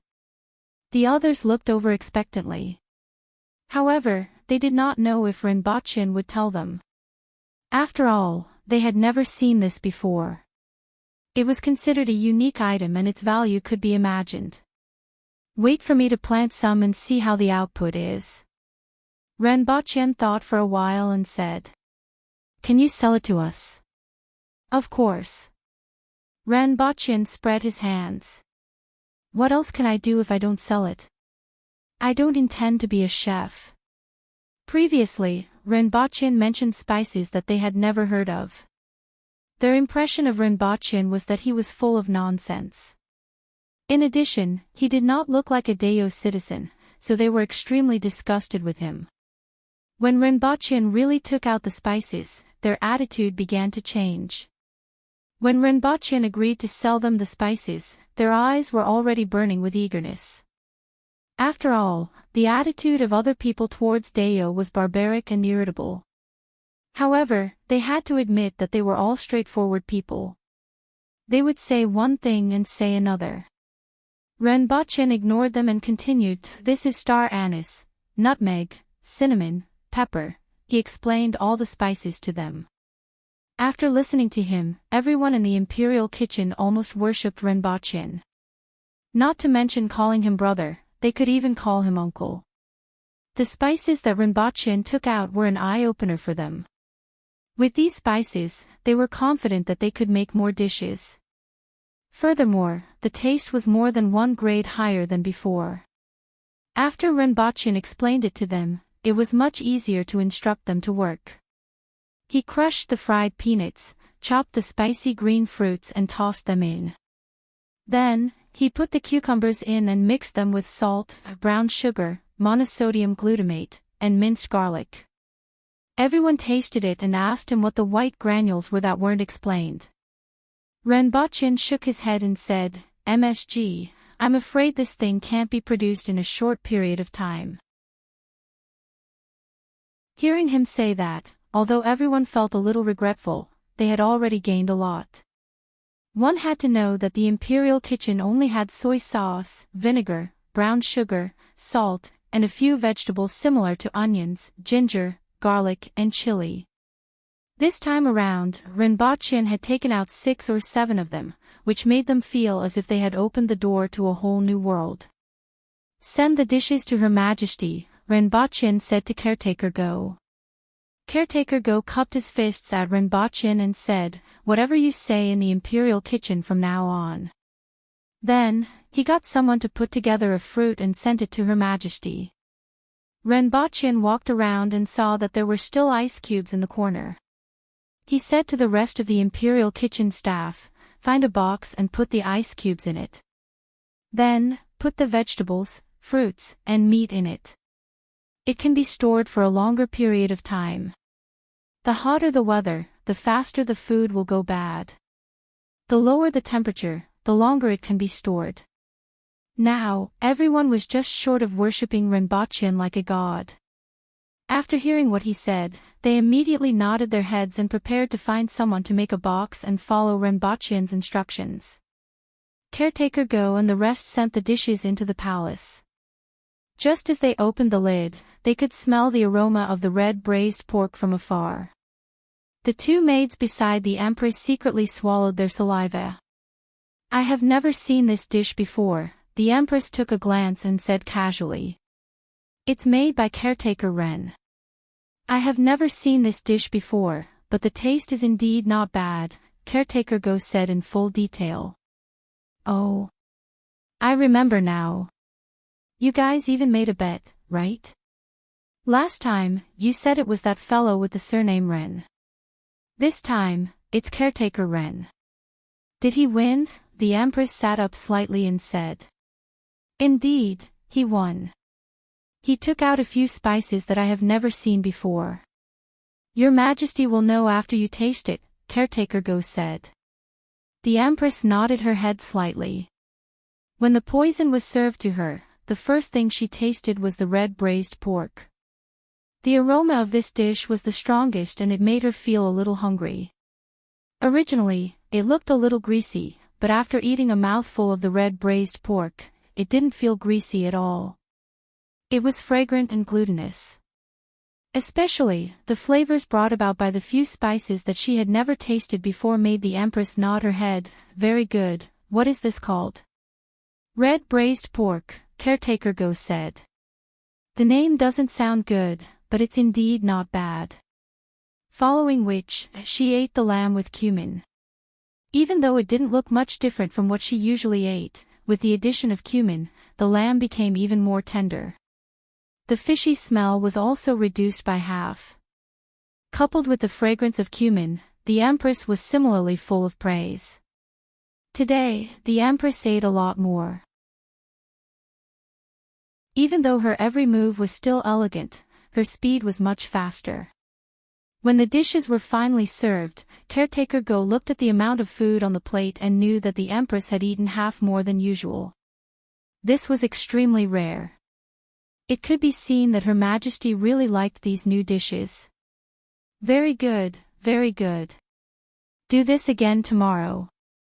In addition, you can look for him to learn a few more new dishes, the Empress stood up and said as she walked a few steps on the ground. Yes, Your Majesty. Aren't you going to arrange for Caretaker Ren to work in the Imperial kitchen? Caretaker Go asked. Even though he hated Renbachian's attitude at the start, when Renbachian took out the real stuff, he also approved of Renbachian. Furthermore, not only was Renbachian familiar with all kinds of spices, he was also proficient in many new dishes that he had never seen before. It would be a pity to continue to work in the Beast Park. Regardless of whether Renbachian was to be the head chef or the assistant chef in the Imperial kitchen, Caretaker Go had no opinion. Forget about him, I have my own arrangements. Go back and ask him to tell me about that romance of the Three Kingdoms. Qing Yuan, follow him and bring him here. Yes, Your Majesty, a tall and good-looking female attendant who was about 20 years old answered softly. After leaving the palace hall, the female attendant opened the lid of the dish and secretly tasted a piece. Her eyes immediately lit up. Just now when she smelled it, she felt that it was very similar. Only after tasting it did she know how delicious it was. Oh, it's indeed delicious. After satisfying her curiosity, Qing Yuan sucked the grease off her fingers. She placed both her hands behind her back and rolled her eyes. Brother Ren, Her Majesty asked you to tell him about Romance of the Three Kingdoms, Caretaker Go said to Renbachian when he entered the courtyard of the Imperial kitchen and saw him sitting there in a daze.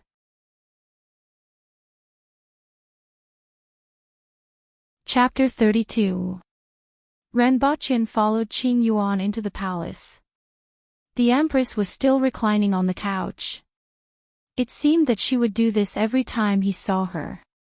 She liked to recline. In other words, Renbachian suddenly noticed a problem. The couch was very wide. A normal person sitting on it wouldn't be able to lean against the back. Furthermore, it would be very far away. It would definitely be uncomfortable to sit like this. This discovery made Renbachian think of something. However, he quickly withdrew his thoughts and continued to narrate Romance of the Three Kingdoms, not far away from the Empress. After narrating for 2 rounds, the sky was already dark. The Empress then asked him to stop. You disappear every 3 days. What are you doing? The Empress asked lazily while squinting her phoenix eyes. Renbachian's heart skipped a beat when he heard this. Beads of perspiration rolled down his back and forehead. Although he knew that this day would come, he still wanted to hide it for a period of time. This was because he couldn't explain his disappearance every 3 days. When he was discovered, the higher his status, the more secure his safety would be. Previously, when he found out that the people of Dayo were all boorish and straightforward people, he was more or less relieved. He thought that perhaps he wouldn't be discovered so quickly. When he was in prison, no one should have discovered him. He didn't expect to be discovered after leaving twice. Although the Empress had a lazy look on her face, Renbachian suspected that he would be beheaded if he didn't answer well. Both of you can leave. The Empress waved her hand at the maids beside her. Following which, the hall fell into silence. The Empress lay on the couch with one hand supporting her head and waited for Renbachian's answer. Renbachian's forehead was dripping with sweat. He kept asking himself, what should I do? Should I tell the truth or tell a big lie? How can I make the person in front of me believe me without giving myself away? Renbachian hesitated for a long time and was prepared to tell a big lie. If he couldn't hide it, he would tell the truth. Your Majesty, forget it. I don't want to listen to lies. I know you have secrets. Everyone has secrets. When you appeared, it was very unexpected. Naturally, you have more secrets than others. It doesn't matter if your background is unknown. I don't care where China is. However, you have to show your value. As long as you have the ability, I can use you. I can give you whatever you want. Go down. Just as Rinpoche was about to open his mouth, the Empress suddenly spoke. Rinpoche didn't know whether he should be happy or sad about the content of her words. He was happy that after hearing the Empress's words, she would no longer pursue the matter of his origins and his disappearance every 3 days. In the future, he could be at ease. Even if he suddenly disappeared, the Empress wouldn't say anything as long as he displayed his ability and value. He didn't have to rack his brains to figure out how to hide his whereabouts anymore. The sad thing was, who said that the brains of the people of Dayo were all muscles? The Empress seemed to have seen through him. She could even detect that he was lying. This made Rinpoche feel a little terrified. It was like playing a game, and suddenly the natives in the game pointed out that you were not from this world. It was a frightening feeling. When he returned to the Beast Park, he felt much better after being blown by the night breeze. In any case, it was a good thing that the Empress didn't pursue the matter. However, he had to be more attentive in the future. Just as he returned to his room, Tian Tian and Gun Gun hugged his legs and whimpered, refusing to let go. Rinpoche squatted down and stroked the 2 little chaps. Even though his heart was still palpitating, he had mostly calmed down. He first filled a basin of water for the 2 little chaps and fetched some bamboo leaves. The 2 little chaps sat in the bamboo leaves and grabbed the bamboo leaves on the ground to eat. Only Rinpoche returned to his room to rest. After thinking about the Empress's words over and over again, he fell into a deep sleep. The next day, he woke up and looked at the sweet potatoes. They had already been processed and were waiting to germinate. Rinpoche first looked for caretaker Sher and brought him to look at the land for planting sweet potatoes.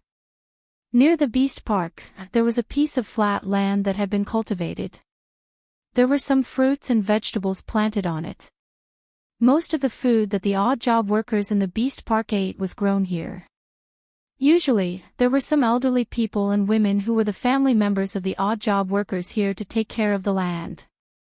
What do you think of this place? The vegetables are also ripe.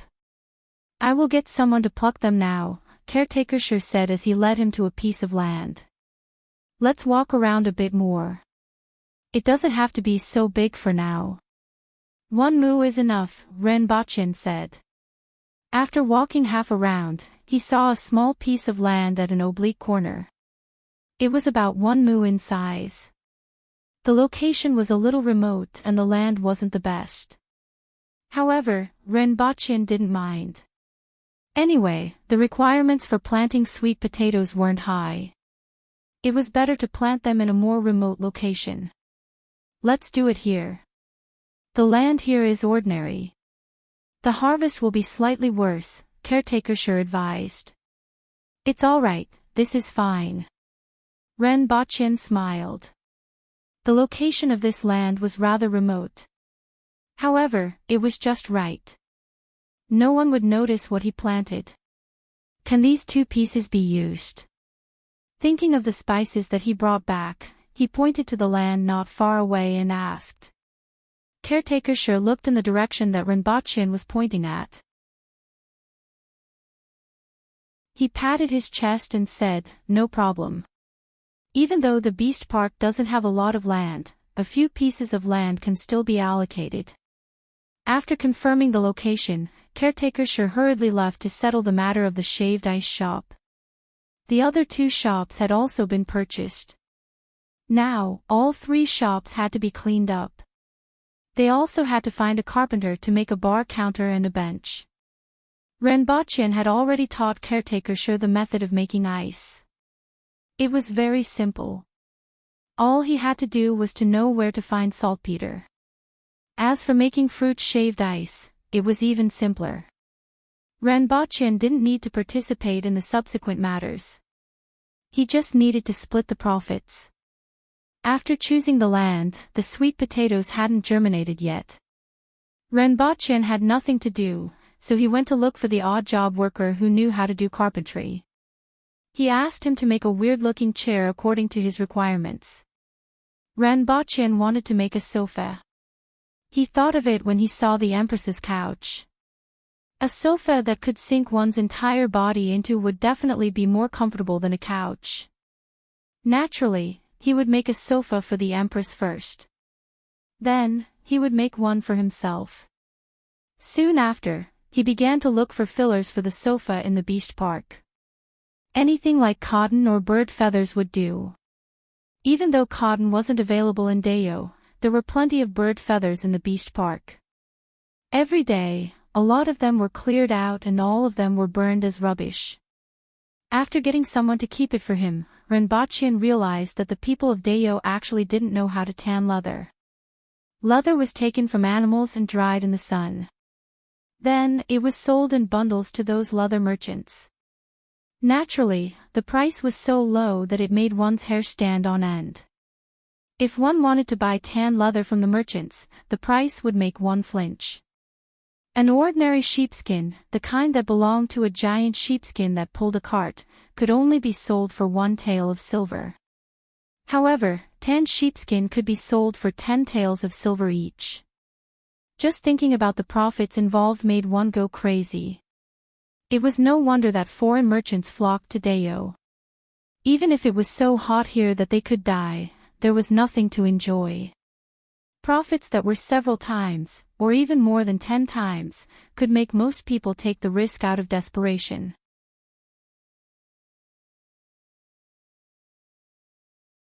Chapter 33.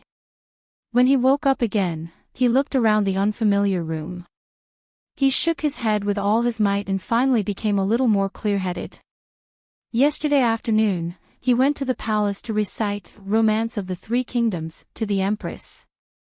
At night, he was dragged along by caretaker Shur and a few other caretakers to drink until midnight. The alcohol content in that world was not high, but it was very strong. After drinking too much, my head hurts like hell. He went to the bathroom to wash his face and looked at himself in the mirror. During this period of time, he had become much darker and more muscular. It couldn't be helped. In that world, they ate meat for almost every meal, and there were fewer things like noodles and vegetables. After a period of time, it was easier for people to gain weight. Turning on his phone, there were 3 missed calls. 2 of them were from Ching, and the last one was from someone that surprised him. It was Dong Haiqing, whom he had exchanged phone numbers with the other day.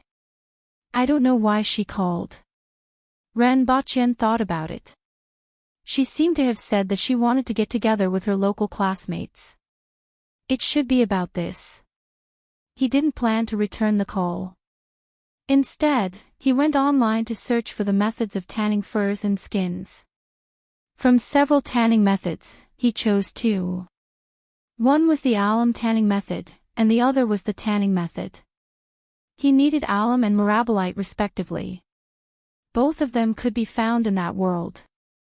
After all, he couldn't bring the materials back by himself every time. After daybreak, he went out for breakfast and drove to buy alum and mirabolite. Then, he went to a few iron and welding shops to find someone to make a homemade fan. This was something that Ranbochan had just thought of. After all, people in modern society knew a lot about fans, so it was easy to make them. He could take the finished product back and find someone to copy it. He went to a few shops and offered 3,000 yuan. Finally, someone accepted the job and could collect it the next day. Furthermore, the other party's words reminded him of something else, the air cooler. This was also very easy to make. They just needed to put a box outside the fan and put a curtain in front of it to guide the water. As for the water circulation system, there was no need to consider it. When the time came, it would be easier to put a water tank on top and pour water in. He bought some food and went home. Every time he woke up, it was already the 10th day. The food in the fridge had to be changed every time. After a few times, most of the food in the fridge was sausages, which were not easy to spoil. Just as he reached home, his phone rang. Renbachien saw an unfamiliar name on the screen. It was Dong Haiqing. After some thought, he answered the phone on the 5th ring. Renbachien. 8,000 years old. Dong Haiqing's voice came from the other end of the line. When Renbachien heard this nickname that he hadn't heard for a long time, he felt slightly embarrassed. Ever since he was young, he had only had this nickname. Regardless of the new environment, it wouldn't take long for this nickname to be called again. It had to be said that in certain aspects, people's thoughts were similar. Dong Haiqing didn't mention it the last time they met, so he thought she had forgotten about it. He didn't expect it to be brought up this time. It's me. It's really not easy to find you. Dong Haiqing laughed heartily on the other end of the phone. I just came back from out of town. Oh. Are you going to the class reunion tonight? You're the only one left in the city, Dong Haiqing asked. Who are they? After Renbachien finished asking, Dong Haiqing mentioned 6 names, including Qin Bing, who was mentioned the other day. He didn't know anyone, or rather, he didn't know anyone in school. Even if they were roommates, they only nodded at each other. What? Do we have to see if there's a girl of our dreams at a class reunion? Is it so difficult to invite Baqiansui now? Dong Haiqing said. All right, I'll go, Renbachien said helplessly. That's settled then. I'll send you the address at 6 p.m. Dong Haiqing hung up the phone. Renbachien turned on the television and stared blankly for a while. Then, he went online to search for information. After all, he couldn't go online every time he discovered a problem. Although it was fortunate to be able to travel between the two worlds. However, Renbachien couldn't guarantee that he wouldn't be able to travel to another world after he returned. It would be fine if he stayed on Earth, but if he stayed in that world, it would be better to memorize the knowledge. In the afternoon, Renbachien calculated that it was about time. After taking a shower, he found a t-shirt and went out. The restaurant for the class reunion wasn't considered big. After all, they had just graduated and didn't have much money. But from the outside, the restaurant looked quite exquisite. Dong Haiqing and another pretty girl were standing at the entrance. Seeing Renbachien's Audi A6L, Dong Haiqing's eyes lit up. You're here. I've created an opportunity for both of you. You must grasp it. I really didn't realize that Renbachien had such a strong foundation. The other girl was naturally Qin Bing. When she was in school, there was a period of time when she was attracted to Renbachien. She even had the thought of pursuing him. In the end, after Dong Haiqing found out, she said, Renbachien doesn't have the looks, doesn't have the family background, and doesn't have the ability. She thought about it for a long time, but in the end, nothing came of it. Back then, the unripe fruit in his heart had quietly rotted away and fallen to an unknown place. During this class reunion, Dong Haiqing suddenly told her to grasp the opportunity to see if she could get together with Renbachien. She also said that she found out that Renbachien was actually a rich second-generation heir. This made her feel an indescribable feeling in her heart. She felt a little bitter and wanted to cry. Hey, Renbachien, you're finally here. If I don't invite you today, I won't be able to explain myself, Dong Haiqing shouted at Renbachien, who had just gotten out of the car. Renbachien waved his hand. When he entered the restaurant, he saw Dong Haiqing and Qin Bing standing there. Long time no see. You seem to be doing well. Qin Bing sorted out her emotions and greeted Renbachien. Renbachien didn't know what to say. A month ago, he was still earning a salary of 3,000 to 4,000 yuan and living in a cramped room. A year's salary was only enough to keep himself warm. But now, he had become someone who made a name for himself in the eyes of others. For a moment, he couldn't adapt to this change. "Let's go. Everyone has gone in. You're the only one left," Dong Haiqing said to him. When they entered the private room, there were already 5 people sitting inside, 3 guys and 2 girls. When they saw Renbaqian, they were stunned. Then, one of them asked, "Renbaqian. You're Lu Zidong, right? I haven't seen you for a year and you've put on so much weight." Renbaqian smiled and extended his hand to shake hands. The person in front of him had a square face and looked to be at least 180 kilograms. Renbaqian remembered that when he was in school, he was only 120 kilograms. He didn't expect him to put on so much weight in just a year. "I'm Su Li. We've been classmates for 4 years, but Renbaqian doesn't even remember me. This is really embarrassing." Su Li mocked himself. The others also laughed. This time, it was Renbaqian's turn to be embarrassed. He had just graduated for a year, but he actually recognized the wrong classmates. The other 4 people were Guo Kai, who wore very small spectacles, Qi Kai, who had a clean appearance and neatly combed hair, and the other 2 girls, Zhang Xiaotong and Miao Feifei. Their looks were considered average.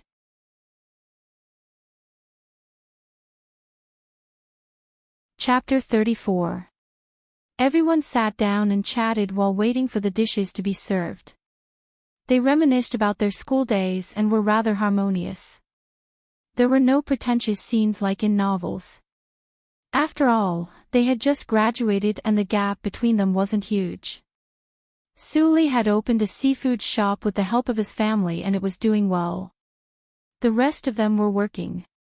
When the dishes were served and everyone filled their cups, Dong Haiqing raised her glass and said, "We have been classmates for 4 years and now we are gathered here again after graduating. We are all fated. We should interact more in the future so that we won't drift apart." After finishing her sentence, she downed her glass immediately.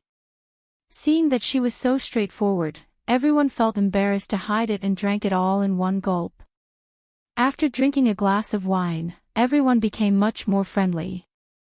Renbaqian listened at the side and rarely interrupted. He didn't participate much in school matters and had nothing to say. Dong Haiqing and Zhang Bing asked him about it from time to time and tried to lead him into their conversation.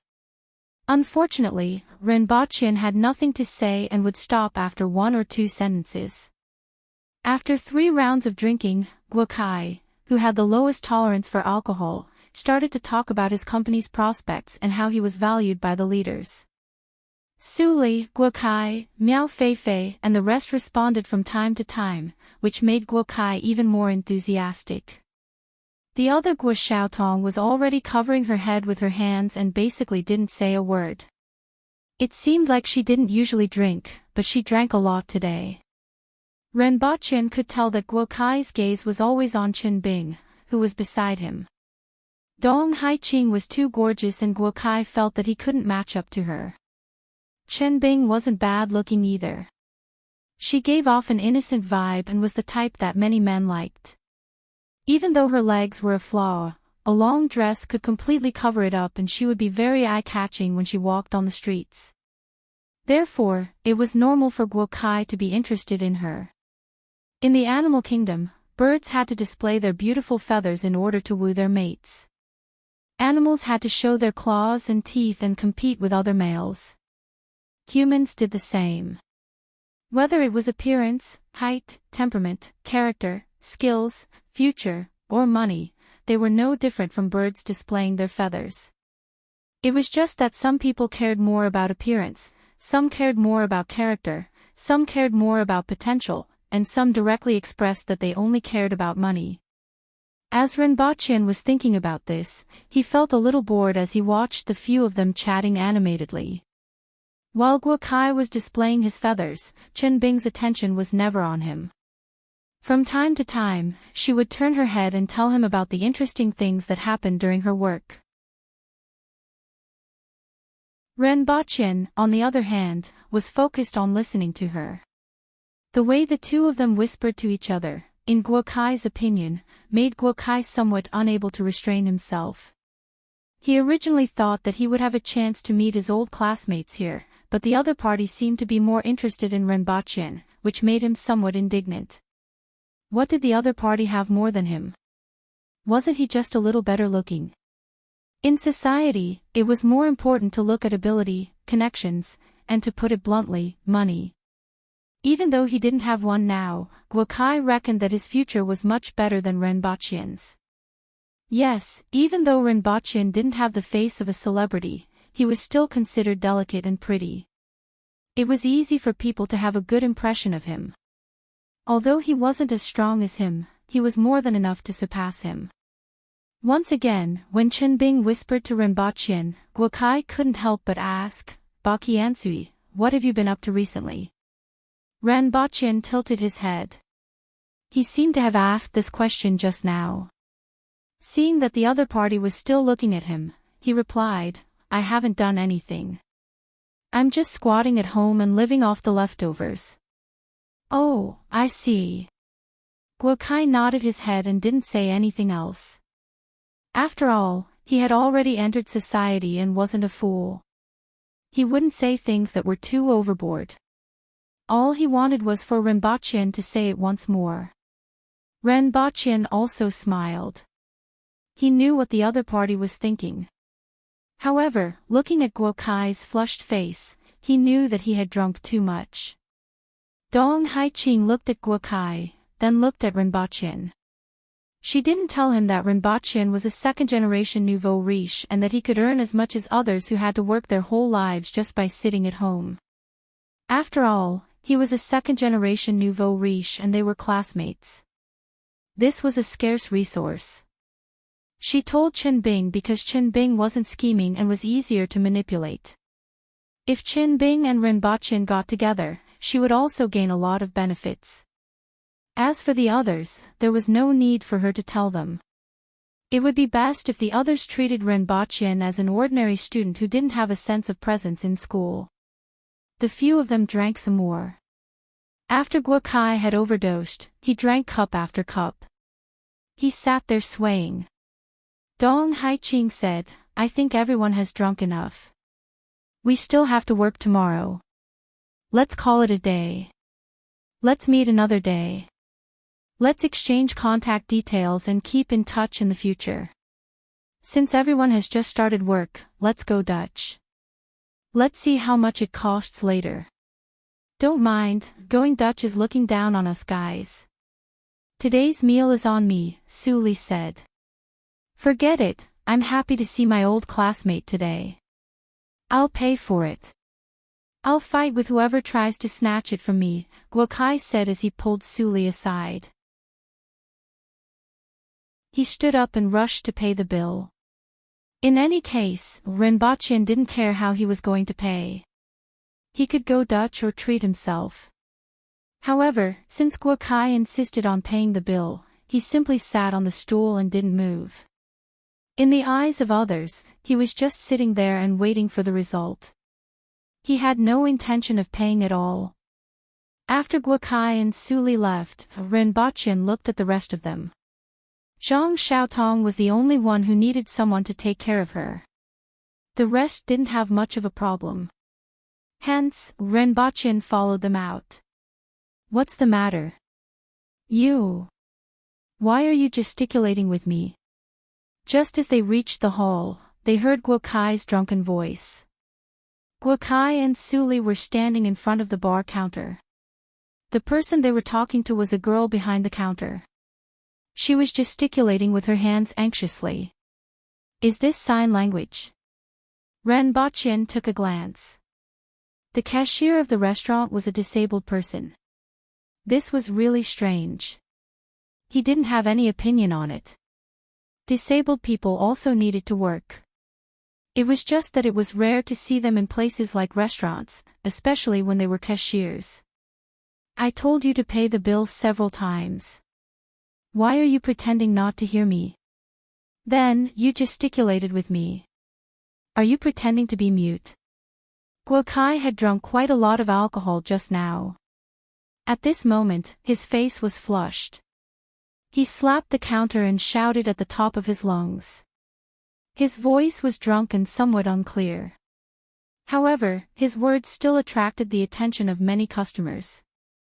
I'm sorry, sir. And Faye has a hearing impairment. Her hearing aid isn't working today, so she can't hear what you are saying. A waiter in his 20s hurriedly came over to explain when he heard the commotion. The girl named Enfei also quickly wrote the words, I'm sorry, on a piece of paper. Then, she raised it with her hand. All right. Su Li tried to smooth things over with Guo Kai.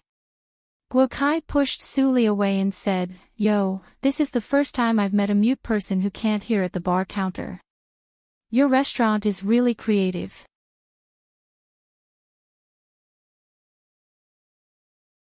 Chapter 35. Guo Kai wasn't in a good mood today and had drunk a lot. Under the influence of alcohol, even after listening to the waiter's explanation, he still said a few unpleasant words. The girl called Enfei looked at him with tears in her eyes. Although she couldn't hear him clearly, she could read his lips. Therefore, she could still understand those two sentences. I am not a mute. Enfei said word by word.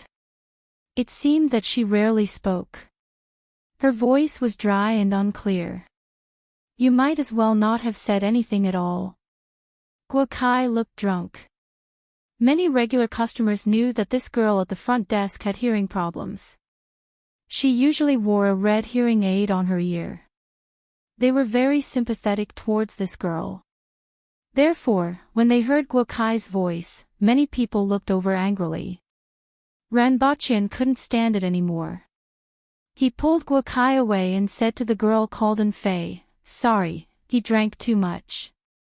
Ranbaqian, what do you mean? I am just asking. What's wrong? Did I get in your way? Are you trying to be a hero and save the damsel in distress? Guo Kai staggered. When he realized that it was Ranbaqian who was pulling him, he became even angrier. Su Li, get him out of here. Ranbaqian was disgusted by him. He pushed Guo Kai away and said to Su Li. When Dong Haiqing and Qin Bing saw the situation, they quickly pulled Guo Kai out to get some fresh air. Only then did they manage to get him out. Hey, don't pull me. Let go of me. Let me talk to him. What's wrong with you, Ranbaqian? Are you going to be awesome after graduation? Did I get in your way? Why are you pulling me? Ranbaqian ignored him and turned to look at the girl called Enfei. She was wiping her tears at the bar counter. Her eyes were red. I am really sorry. He drank too much. Ignore him. Ranbaqian said. Then, he realized that the other party might not be able to hear him. He grabbed a piece of paper and wrote, Sorry, he drank too much. Then, he showed it to the girl. The girl's eyes were red as she wrote, It's okay, thank you. Ranbaqian smiled at her and asked the waiter, How much is it? 632 yuan. The waiter looked at the bill on the bar counter and said. Ranbaqian paid the bill and wrote on the paper, Don't care about what other people say. In this world, there are people full of malice, and there are also people with good intentions. You've already done very well. Even though Enfei's eyes were filled with tears when she saw what he wrote, she still smiled at him. Write, thank you, on the paper. Looking at the girl's clean smile, Ranbaqian felt a soft spot in his heart being touched. Ranbaqian waved his hand and left. When he walked out, he heard the waiter say, Scum. Needless to say, he was talking about Guo Kai. He went out and saw a few people outside. Guo Kai was sitting on the steps and vomiting all over the ground. He was in a daze. When the wind blows, I vomit. Qin Bing turned around and said to Ranbaqian. Who knows where he lives? Call a taxi and send him back. I know the general location, Chi Kai said. Feifei, can you send Zhang Xiaotong back? Dong Haiqing asked Miao Feifei. Su Li followed Miao Feifei and Zhang Xiaotong's car and left with them.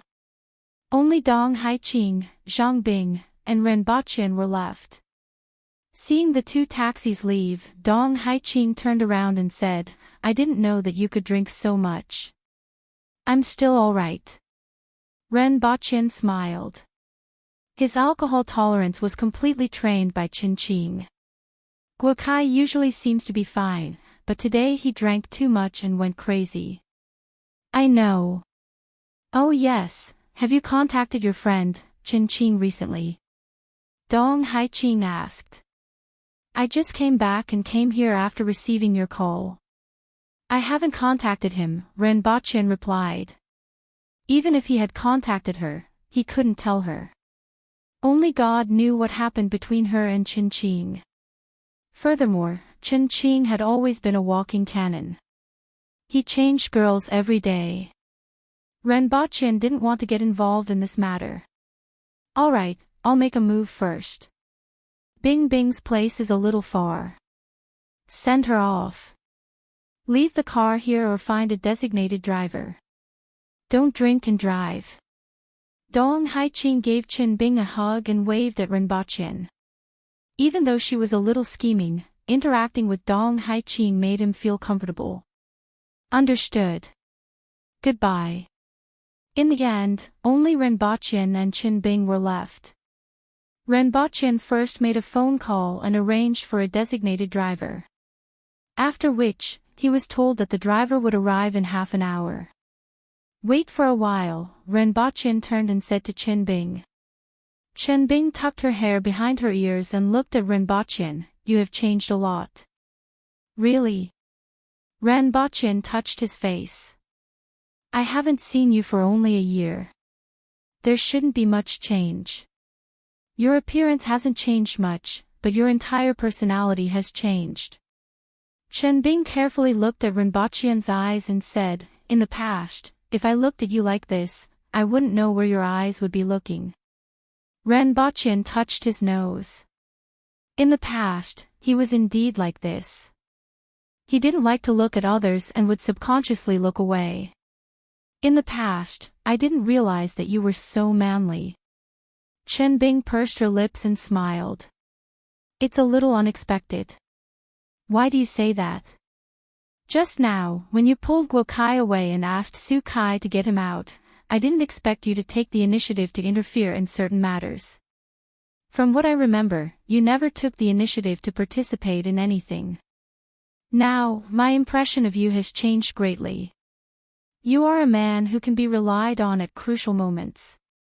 After Qin Bing finished speaking, she remained silent for a while. She then raised her head and said, if you were so reliable in school, I might have really pursued you. Ren Baqian lowered his head and met Qin Bing's clear and bright eyes. He subconsciously looked away and said, it seems that the impression I gave others in the past was really unreliable.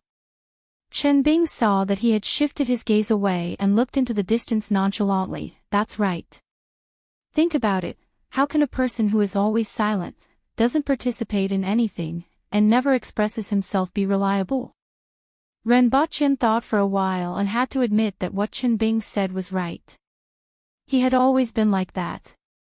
It seemed that only in that world would he take the initiative to do something. The main reason was that he could see returns for everything he did. Furthermore, he was unique. What he had was something that no one else had. Perhaps it was because of this that he would want to express himself and take the initiative to do something. The two of them chatted idly. After waiting for half an hour, the designated driver finally arrived. After sending Qin Bing to her neighborhood, Ren Baqian then returned to his own place. Lying on the bed, Ren Baqian thought about tonight's class gathering. He really didn't have any thoughts about Qin Bing now. Then, he thought about what he was going to do when he returned to the other world. Should he look for a chef to learn how to cook? Although he could cook a few dishes, they didn't look that good. At most, it would be a fresh experience for others.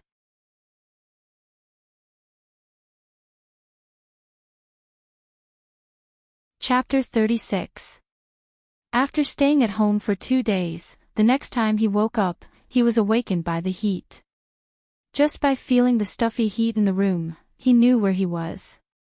Looking at the sky outside, the sun had just risen. It was probably around 4 in the morning. He should sleep for a while more. However, it didn't take long for him to break out in a sweat after lying on the bed. He began to miss the air-conditioned room. He held the finished fan in his hand, and there was a rope at the bottom. He pulled the fan, and it started to spin. When the rope reached its end, it automatically retracted, and the fan continued to spin in the opposite direction. Although the spinning time was not long, the wind was much stronger than the fan. After playing with the fan for a while, he still felt hot, so he changed his clothes and went out for a walk. He planned to go to the ice house and bring back a block of ice.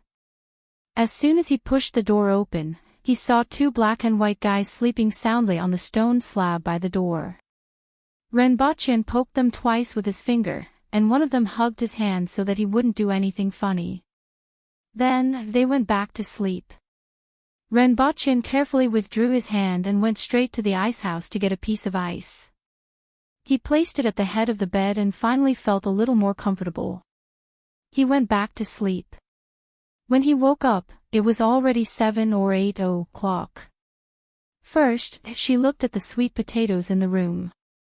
The parts that were exposed to the water had already sprouted. In a few days, they could be planted in the ground.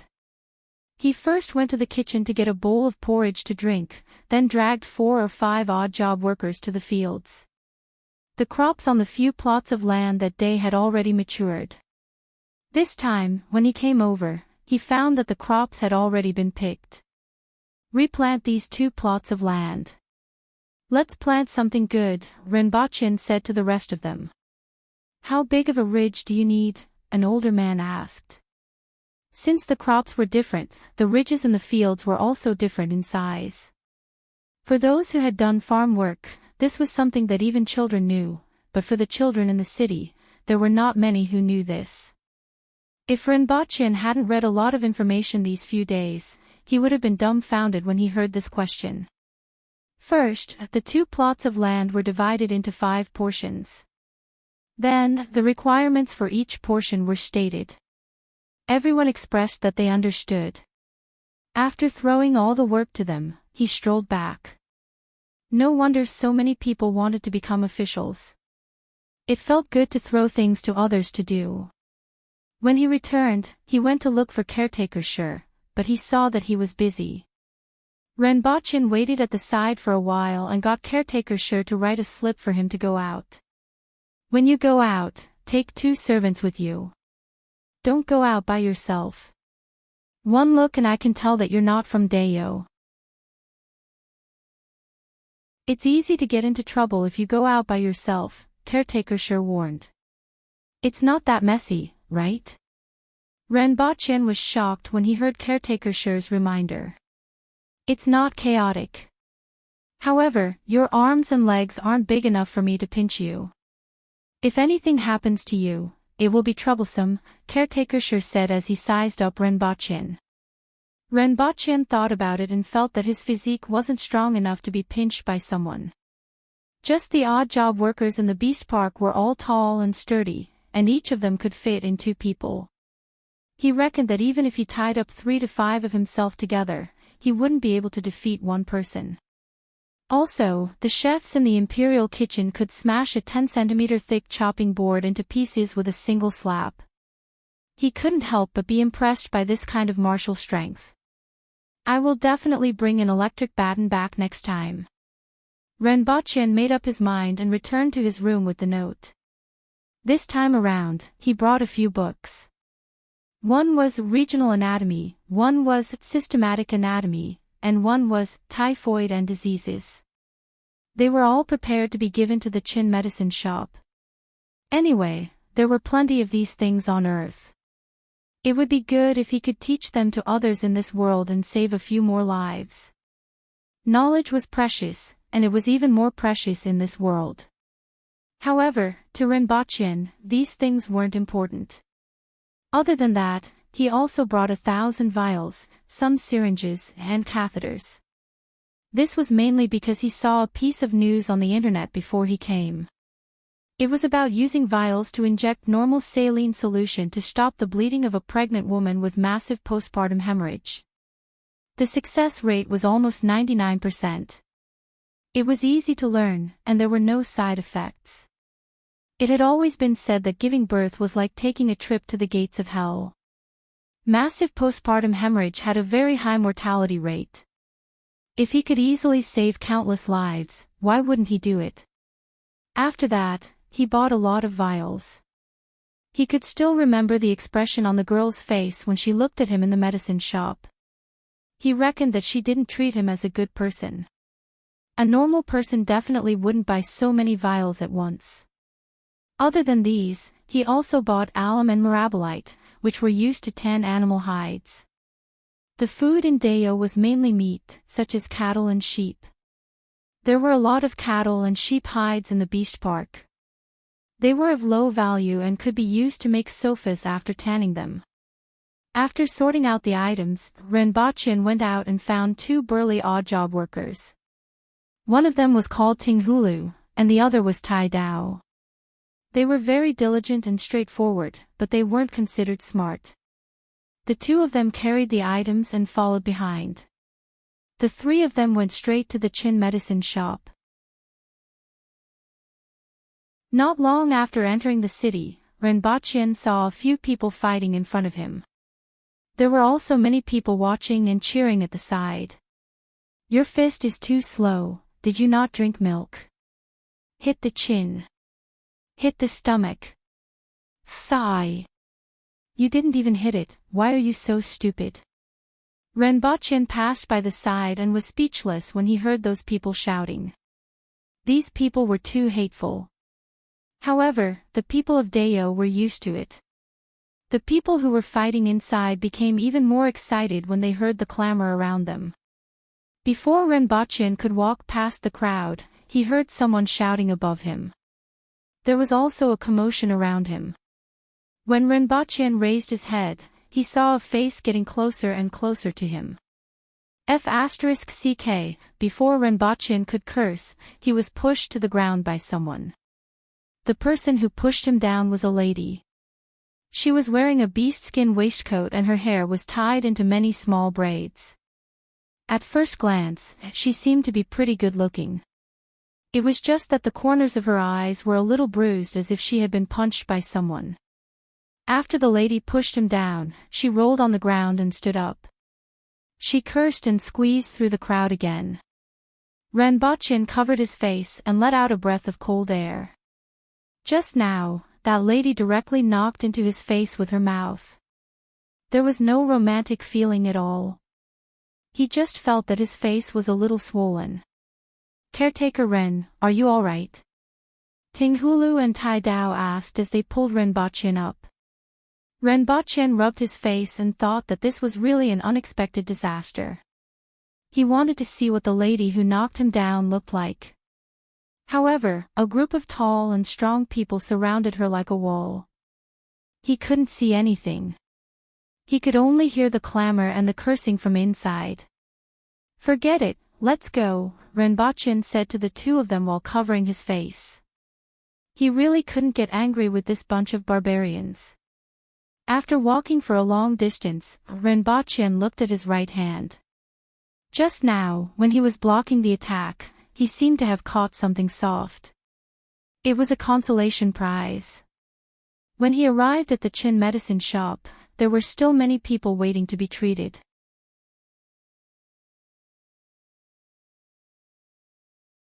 Chapter 37. There were all kinds of herbs in the house. Once they entered, they could smell the strong smell of traditional Chinese medicine. The 3 of them put down their things. Tinghulu and Tai Dao looked around as they had nothing to do. Rinpoche took out the book, typhoid and diseases, and started reading. It was written in simplified Chinese. Chen Zixing definitely could not understand it. Ren Baqian still had to explain it to him later. Hence, he wanted to familiarize himself with it in advance to save some time. After reading for a while, they suddenly heard noises coming from outside. A man was shouting, "Doctor, doctor, help. Don't panic. What's the situation?" Chen Zixing raised his head and asked. "My wife just gave birth to a son. She is bleeding non-stop. Doctor, please get me some ointment for my wounds," the man shouted. Chen Zixing frowned. He knew what was going on. If he could not find a way to stop the bleeding, the ointment would not be of much use. Hence, he said, the ointment is not very effective for postpartum hemorrhage. We have to stop the bleeding in a short period of time. I know, but how can we stop the bleeding?" The man's eyes were red. He shouted loudly, but his voice was full of helplessness.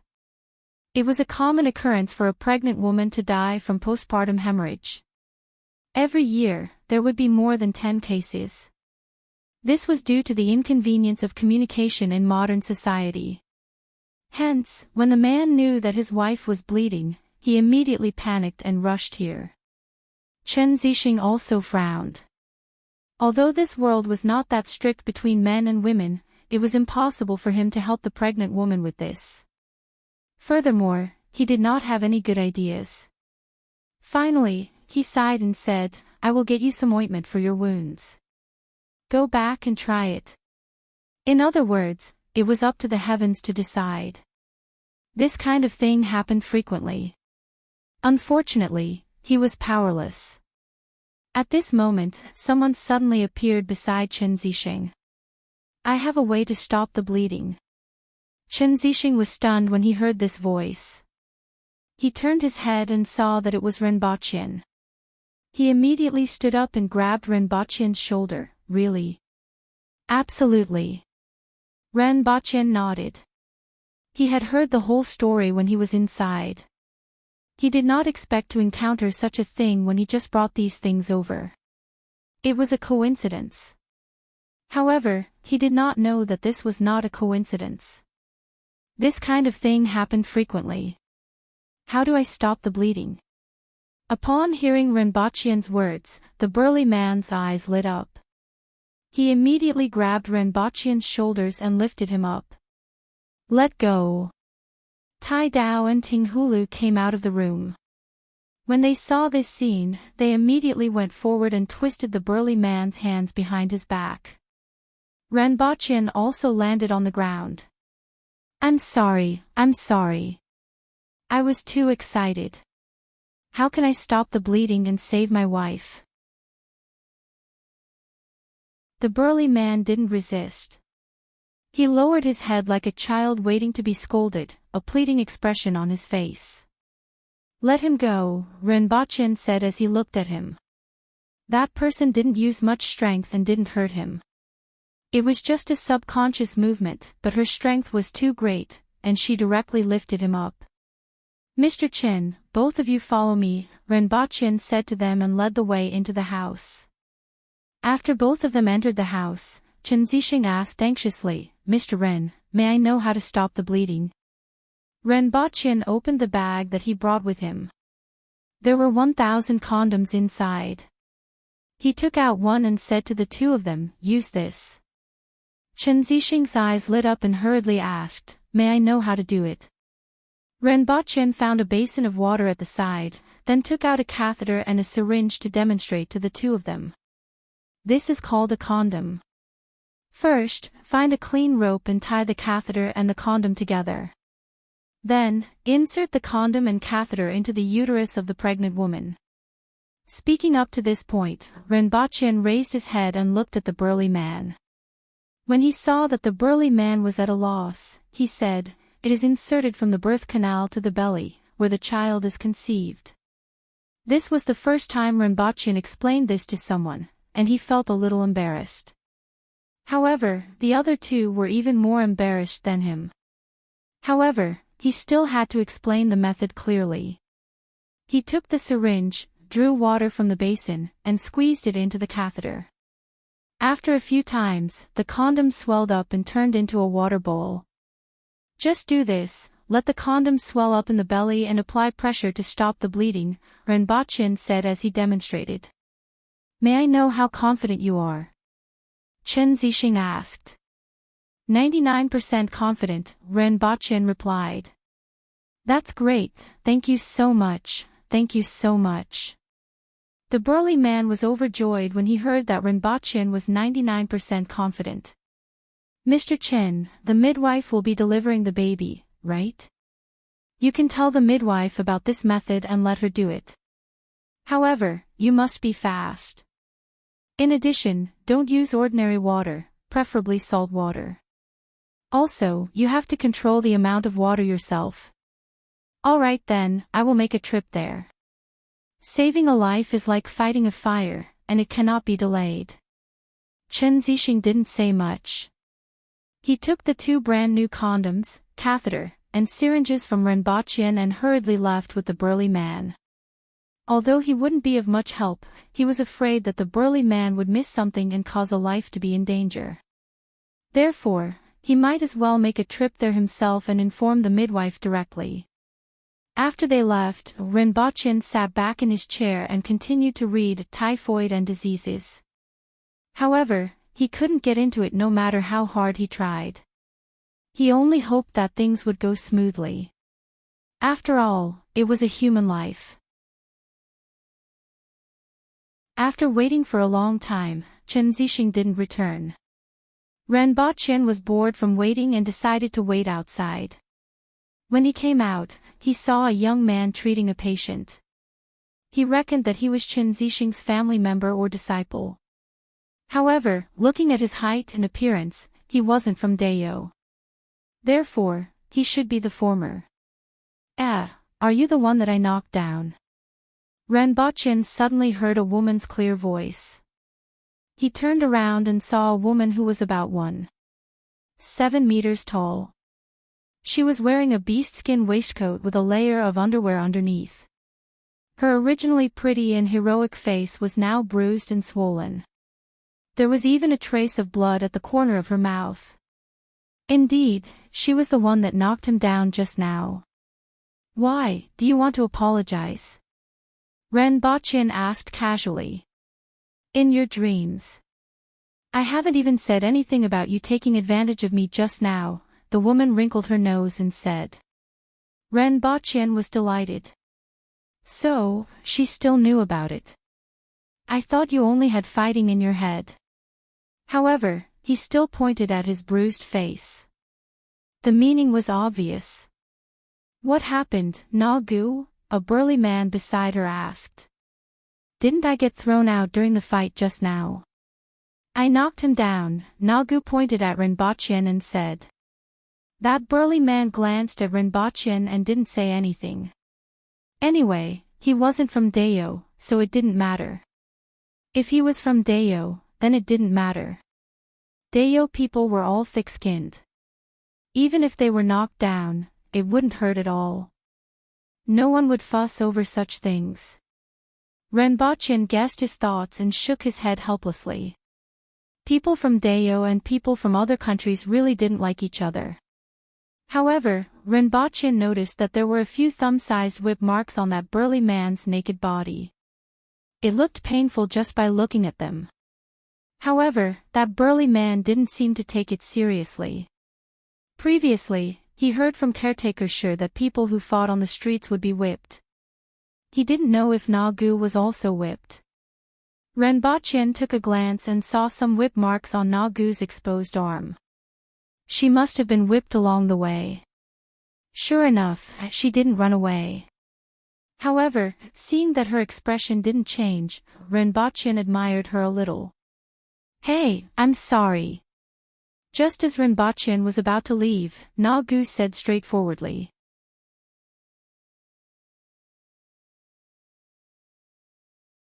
Chapter 38. He waited at the entrance for a long time, watching the passers-by from the other world come and go. It was also a bit of fun.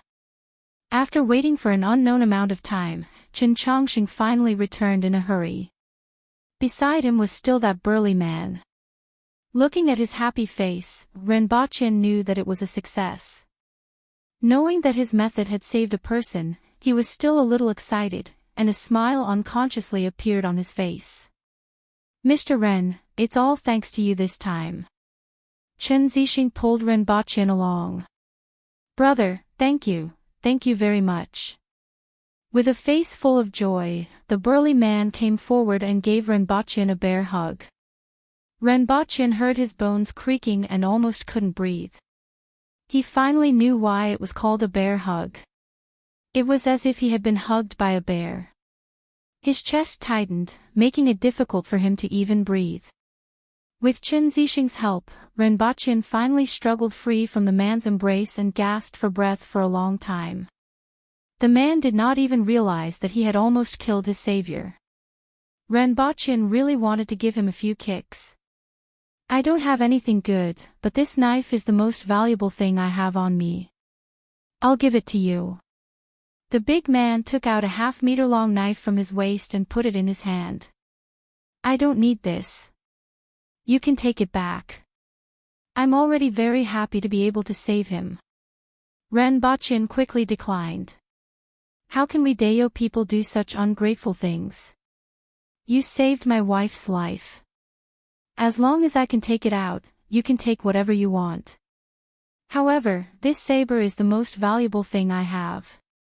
I will give it to you as a token of my gratitude," the burly man said to Ren Baqian with a serious face.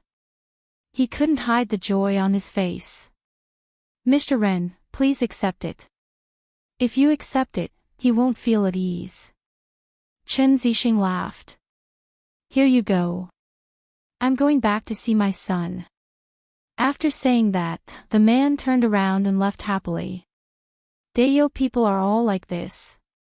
"Mr. Ren, you just have to get used to it." Chen Zixing smiled at Ren Baqian as he looked at the back view of the burly man. Ren Baqian looked at the dagger in his hand. It had an animal skin scabbard, and the hilt was also wrapped in animal skin. It wasn't light either, weighing at least 5 to 6 caddies. Previously, he heard from caretaker Shi that Dayo's ironware was still very valuable. An ordinary family wouldn't be able to afford such a saber even if they didn't eat or drink for a few months. But he really had no use for this thing. Metal weapons were expensive in Dayo, but they could be found everywhere on Earth. Ren Baqian shook his head helplessly when he saw that the burly man had already disappeared into the crowd. He carried the dagger and went in with Chen Zixing. As soon as Chen Zixing came back, everyone stood up and greeted him. "Dr. Chen." "Dr. Chen," greeted the doctor. This indirectly proved that Chen Zixing's popularity here was indeed very high. Although the people of Dayo didn't like foreigners, people like Chen Zixing were respected wherever they went. What the people of Dayo hated was the greed of foreign merchants and the haughty attitude of many people who came to Dayo and regarded them as barbarians. When they reached the patient's table, Chen Zixing pointed to the wall next to him. There was a wooden sign with some words on it. Ren Baqian had seen this sign a long time ago, but he didn't know what was written on it. When Ren Baqian saw Chen Zixing pointing at the sign, he asked, "What's written on it?" "It's strictly forbidden to hug a doctor," Chen Zixing said in a low voice. Ren Baqian, it seemed that being too loved was also risking one's life. According to Ren Baqian's knowledge, there weren't many people in Dayo who were literate. It wasn't easy for Dr. Chen to survive until now. The two of them entered the inner room and their eyes were fixed on the things that Ren Baqian was holding. "What do I have here that you want?" Chen Zixing asked straightforwardly. Not only could this thing save lives, it was also extremely effective. "The formula and ingredients for the black mud cream," Ren Baqian said. Chen Zixing hesitated for a moment. The penicillin that Ren Baqian mentioned previously was something that he really wanted. Furthermore, according to the description, it could save even more people. It was just that it was a common occurrence for pregnant women to die from postpartum hemorrhage. Every time he encountered such a situation, he would feel very regretful as he watched young lives wither away. Most of them were only in their teens, which made him feel even more regretful. I just want the formula and ingredients for the black mud cream. Just like what I said previously, I will teach you how to make penicillin. As for these things, I will give them to you. They are more meaningful in your hands than in mine. However, I suggest that you distribute these things to the midwives and teach them how to use it, in case it is too late, Renbachyan said. Chen Zixing turned to look at Renbachyan, tidied up his clothes, and bowed respectfully.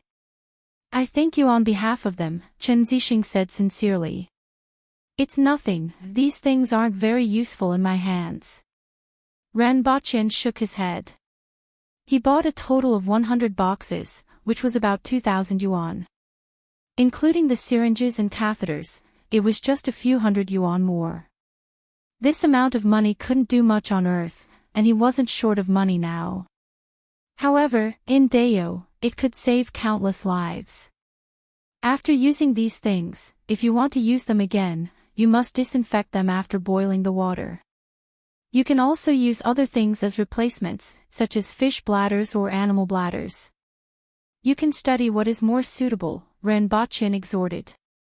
We will. I will spread this method and let all the midwives know.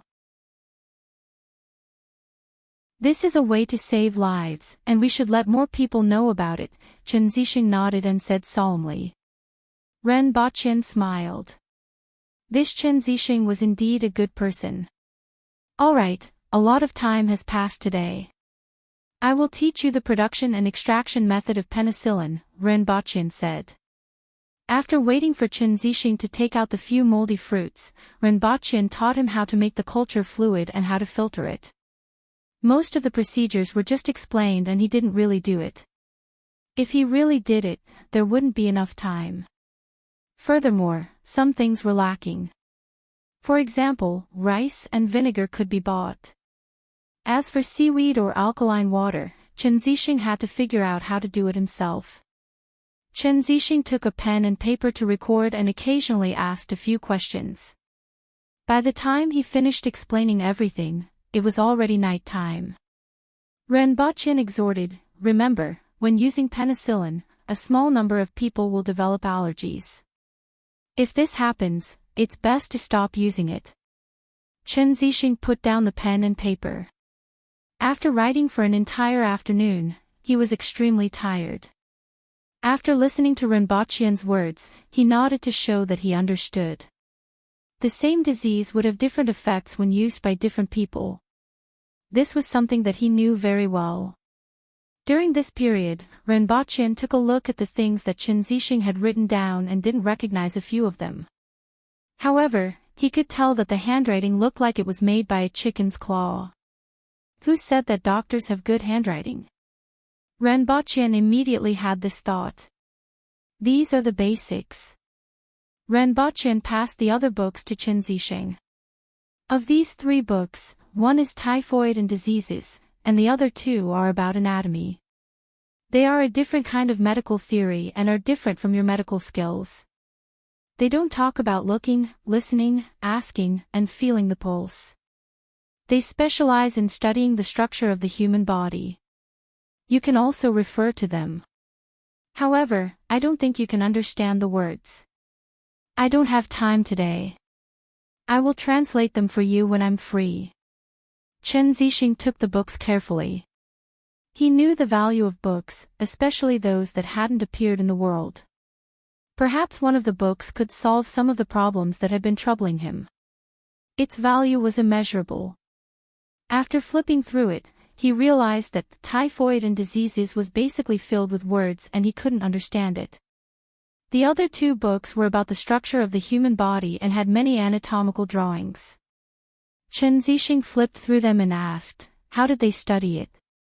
How can the drawings be so similar? They probably used corpses to study it, Renbachyan replied with uncertainty. He didn't know much about the development of Western medicine. No matter how they studied it, knowledge is always correct. That's true. Chen Zixing nodded.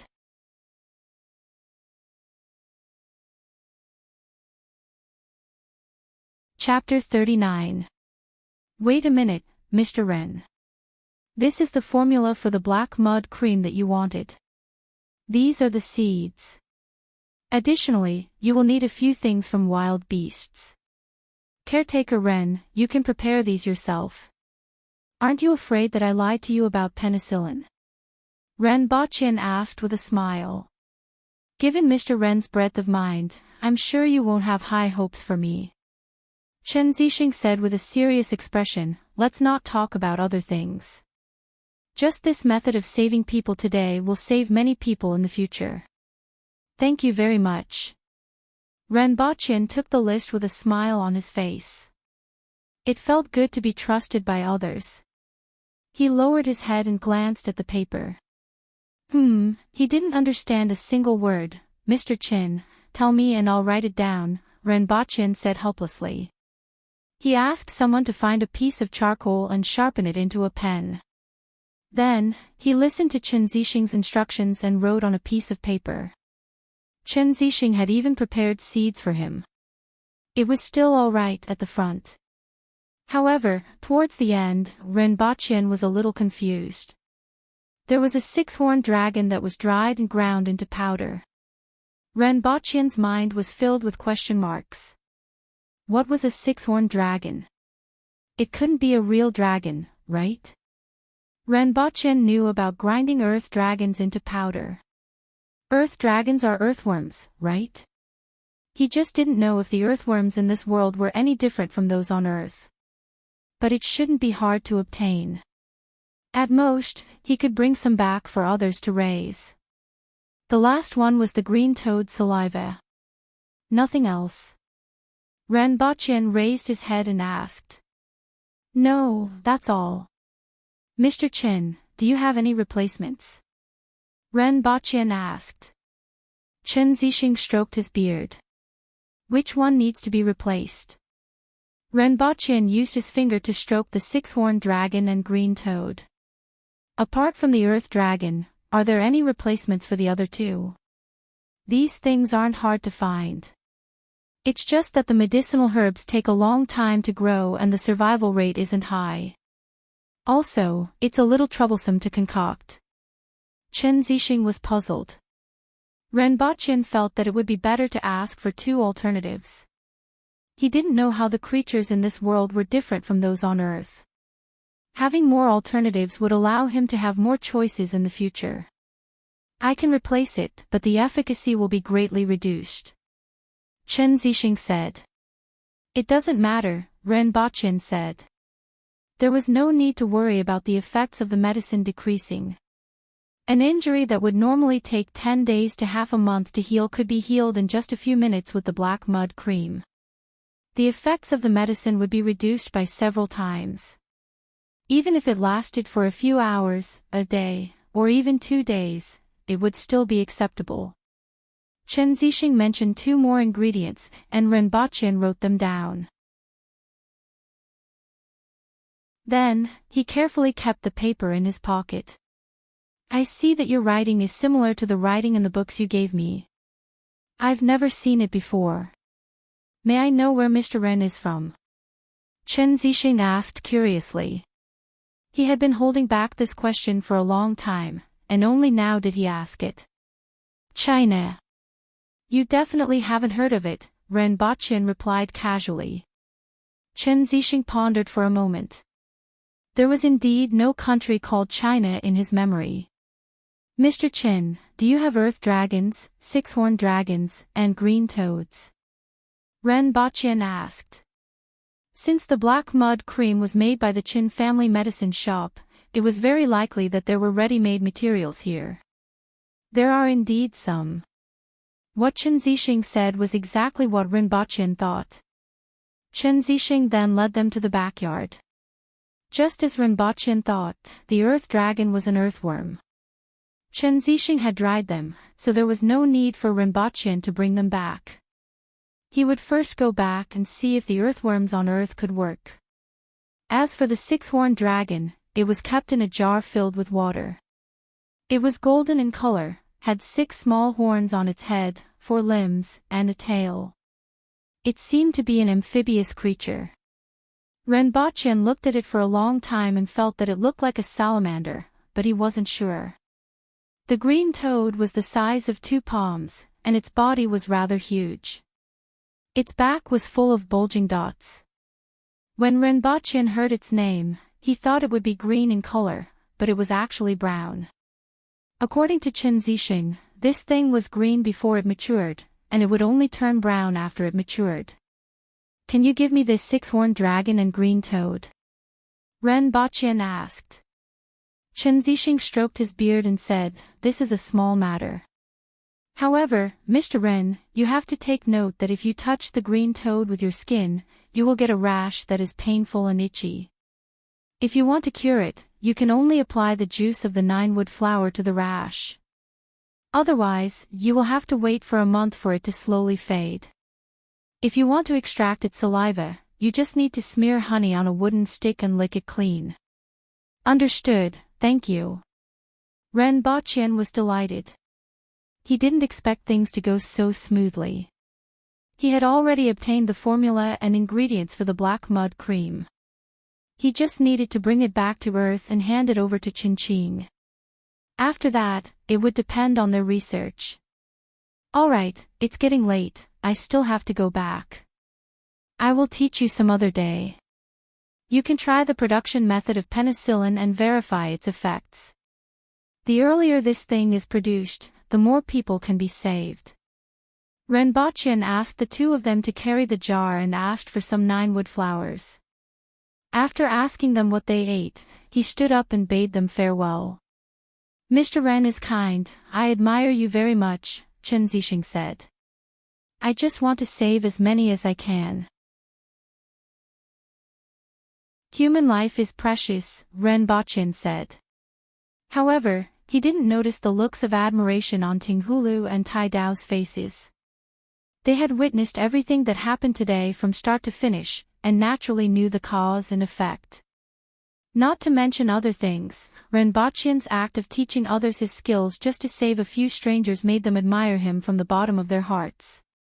On the way back, Tinghulu and Tai Dao looked at each other with the jar in their hands and shouted, Caretaker Ren. What's the matter? Renbochin was in a good mood. He had obtained the formula for the black gypsum and also saved someone. For an ordinary person, saving someone seemed to be very far away from him.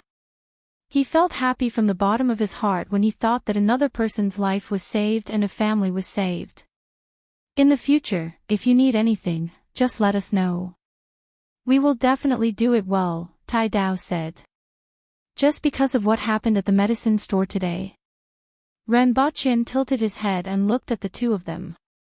We are not good with words, but Caretaker Ren is a capable person who cares about the lives of strangers. We are willing to work for someone like Caretaker Ren, Tai Dao nodded and continued. Yes, Caretaker Ren is a good person, Tinghulu echoed. Haha, that's good, Renbochin said happily and patted their shoulders. As for the specifics, he would see in the future. On the way back, Renbochin looked at the dagger in his hand and thought to himself, could all the daggers in this world be divine weapons? Perhaps the dagger that person gave him could cut through iron like mud. Thinking of this, he pulled out the dagger. The blade was black, half a finger thick, and there were some rust stains on it. No matter how he looked at it, it did not look like a divine weapon at all. Holding on to his last glimmer of hope, he slashed at a tree by the roadside. The tree was not cut into 2 as he expected. There was only a scar on it. Immediately, he knew that he was thinking too much. Other than being thicker and blacker, it was not much different from a kitchen knife that cost $10 on Earth. Fairy tales were indeed all lies. The few of them returned to the Beast Park and the kitchen was already empty. Tinghulu and Tai Dao sent the jar back to Renbochin's house. Renbochin went to pull the cook out of bed and said, Come, I'll give you something good. What is it? The cook followed Renbochin out of the house with a blank look on his face. Go to the kitchen and prepare some meat first. I'll go get something. Renbochin patted the cook's back and went straight to the room to get some spices. When he reached the kitchen, he put it on the table. Look, it's good stuff. Are these the spices that caretaker Ren uses in the imperial kitchen? The cook opened the small bag and was pleasantly surprised when he saw what was inside. Oh, you're quite well informed. Renbochin patted the cook's back and said, Hey, I have a brother who works in the imperial kitchen. Today, he even asked me about you. The cook touched the back of his head and gave a simple and honest smile. Yes, I'll tell you how to use these spices. This seasoning is for stewing, this cumin is for roasting meat, this pepper is for... After Renbochin told him how to use them, he reminded him, use them sparingly. It will take a long time for us to grow them ourselves. These things will be gone after we use them up. Grow them ourselves. The cook immediately lost his voice. Of course, these things are not for sale. If we don't grow them ourselves, where are we going to get them? Renbochin said. However, other than the ones that are used by the imperial kitchen and you, the rest will all be mine. I still need to sell them for money. Hee hee, hee hee. The cook laughed foolishly. As long as he was given some to use, nothing else mattered. After Renbochin finished speaking, he said to Tinghulu and Tai Dao, Did you hear that? I got those 2 plots of land to plant spices. The 2 of you can help keep an eye on them and make them eat more. Caretaker Ren, don't worry. Even if Caretaker Ren didn't remind us, we wouldn't slack off. The 2 of them patted their chests and said. Renbochin believed this. Over the past few days, he hadn't seen a single crafty person. He had to admit that the people of Deo were indeed honest and capable. After waiting for half an hour, the meat in the pot was still not ready, but the aroma of the meat assailed their nostrils. The smell made them even hungrier. Caretaker Ren, you are here. I haven't seen you for a whole day, Caretaker Sure said as he walked in. I was delayed outside. Caretaker Sure, what is this? Come and get something to eat. What are you stewing? Why does it smell so good? I can smell it from afar. Caretaker Sure's eyes were fixated on the steaming pot. Renbochin laughed. Caretaker Sure was actually here to look for food. You are just in time. The few of them anxiously looked at the cooked meat in the pot. Each of them took a bowl and smelled the aroma. They didn't wait for the meat to get cold before stuffing it into their mouths. Every one of them cried out from the scalding heat and snatched the meat while it was still scalding. Seeing them like this, Renbochin's appetite increased. He felt that the meat today was especially fragrant. After the few of them finished their meal, Renbochin sat at the entrance and chatted with Caretaker Sure. Renbochin was impressed when he saw Caretaker Sure holding a bowl of meat soup and occasionally spitting out mouthfuls of it. In this meal just now, the few of them ate at least 1.5 kilograms of meat each. The few of them only ate a huge hind leg. No wonder the people of Deo have such good physiques. Indeed, good physiques are supported by a good appetite.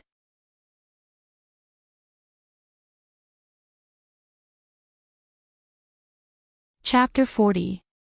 The next morning, Renbochin prepared some bamboo leaves and water for Tian Tian and Gun Gun. Then, he brought them to a piece of flat land not far from the kitchen to look for leather. In a large open space, there were poles with ropes in the middle. All kinds of furs were hung on the poles, and after some simple cleaning, they were hung there to dry.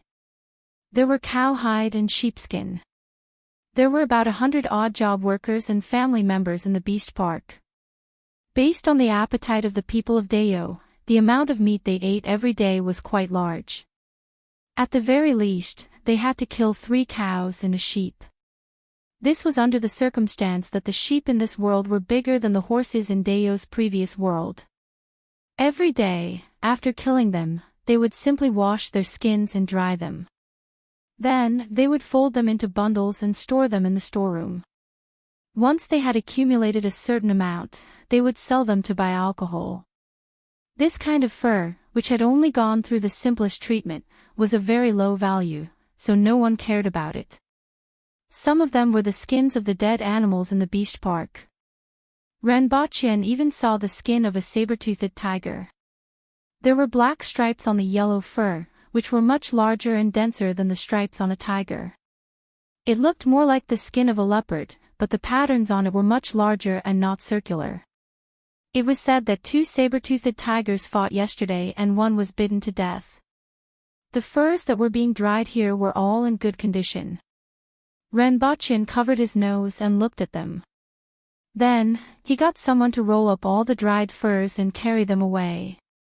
Although it had been cleaned, it still emitted an extremely heavy stench, attracting many flies and other vermin to fly around. Remove the oil film and flesh from the surface first. Renbachien instructed as he pulled Tai Dao and Tinghulu over. Of the 10 servants under him, 3 were in the ice cellar, 5 were in the pear field, and only 2 were here. He spent the whole morning cleaning out some leather, then soaking it in water for another 2 days before it could be used.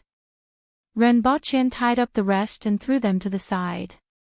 Then, he brought the 2 of them to Baishur district to look for a blacksmith to forge the fan according to the pattern. Renbachien had considered going out by himself. However, after thinking about it, the Dayo people didn't treat outsiders very well. Furthermore, Dayo's combat power was much stronger than his. If anything were to happen, it would be too late for him to cry. In the end, he could only wait for the 2 of them and only went out after noon. When he arrived at Baishur district, he saw the same shop owner as last time. He showed the fan to him. This can be done, right? Some parts can be replaced, such as the fan blades and the base. They can be made of metal or wood. What is this? The shop owner looked at the fan with a puzzled expression. He had never seen anything like this before. Renbachien aimed the fan at the store owner and pulled the rope all the way to the end. The blades of the fan spun, sweeping up a gust of wind toward the shop. After the rope was straightened and released, the fan blades began to rotate in the opposite direction. Feeling the wind blowing against his face, the blacksmith shop owner's eyes lit up. This thing is interesting. After receiving the fan, the owner pulled the rope behind it, and the fan blades began to spin. Then, he let go and turned in the opposite direction. Then he turned the fan to his face, pulled the cord, and let go. Pull the rope. Let go. Pull the rope. For a moment, she was having so much fun that she forgot about Renbachien and the rest. Renbachien saw that the shopkeeper was having fun. After waiting for a while, he had no choice but to interrupt him. How is it? Can you do it? Oh. Oh. The shopkeeper suddenly reacted. Then we'll have to take it apart to see the structure inside. Is that okay? Yes, the lid at the back will open as soon as I lift it. The shop owner opened the back cover according to Renbachien's instructions. The internal structure was very simple. There were only bearings, rubber rings, and ropes. At first glance, it looked very simple. However, the shopkeeper frowned and asked, "Where did you make this?" "What's wrong?" Renbachien asked. "We can't reach this level. This is too perfect. The thickness of every part is the same. I really don't know how it was made." The shopkeeper pointed at the bearings inside and said to Renbachien. Renbachien finally understood. The bearings made in the modern era were naturally not comparable to the ones made by these craftsmen. It's fine as long as it doesn't affect the usage. However, it must be smooth. Otherwise, it will affect the strength of pulling the rope, and there will be noise, Renbachien said. The shopkeeper touched his chin and said, "That can be done. We don't have this thing here." The shopkeeper pointed at something inside and said. Renbochin took a look and saw that it was a rubber ring. This thing could be made with animal tendons, but there was no need to tell the shopkeeper. "After the first one is done, I'll check it. If it's up to standard, I'll need another 20. We might need more in the future. However, within 3 months, you can't leak this thing out and you can't let anyone else make it," Renbochin exhorted. Initially, he wanted to set a longer time limit. However, he thought that this kind of earthen fan was easy to make and others could easily understand it. Even if he restricted the shopkeeper from making it for others, as long as others bought one, they could easily find a blacksmith shop to replicate it. Therefore, I might as well limit it to 3 months. As long as the first batch of my goods appears in the market, I'll be able to make a sum of money. 3 months isn't long. However, you have to make at least another 20, the shopkeeper said. As long as you can make it up to standard. If you can't make it up to standard, no one will ask you to make this thing, right? Renbochin said. Don't look down on my skills.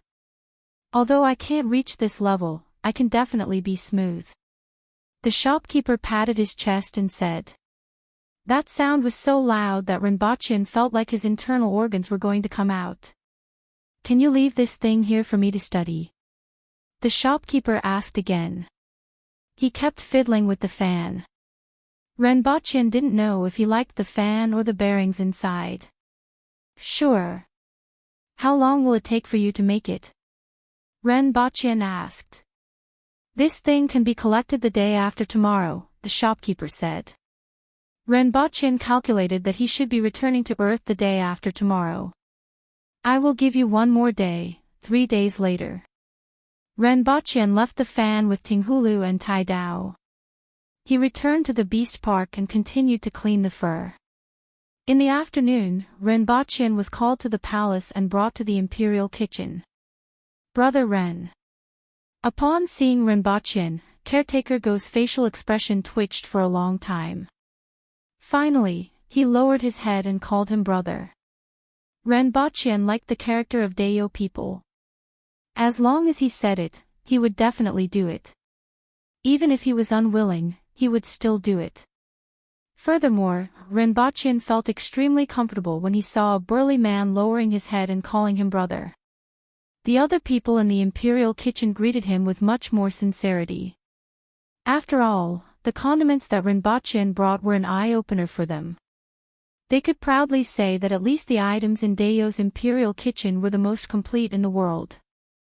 The imperial kitchen in the Lianyun kingdom couldn't be compared to the imperial kitchen in the Great Xia Palace.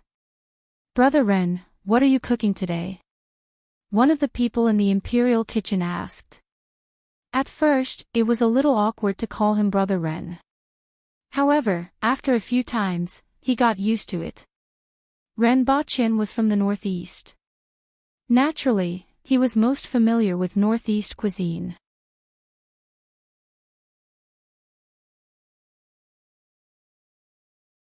Chapter 41. Although it was called stewed chicken with mushrooms, it was just a kind of stewed chicken with mushrooms. However, the taste was much better than that of ordinary chicken. Even before it was taken out of the pot, its fragrance had already assailed the nostrils, causing everyone in the imperial kitchen to salivate. The double-cooked pork was made with the meat of an animal called injong. The meat was very similar to pork. The braised pork he made last time was also made with this kind of animal. There were a lot of cows in Dayo, mainly water buffaloes. There were a lot of them in the plains and lowland jungles. Many of them were farmed as well, and they were the main type of food in Dayo. After stewing the dish, Renbochin found a place to sit.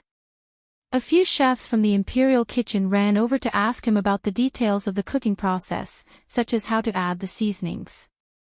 Renbochin arrived one by one.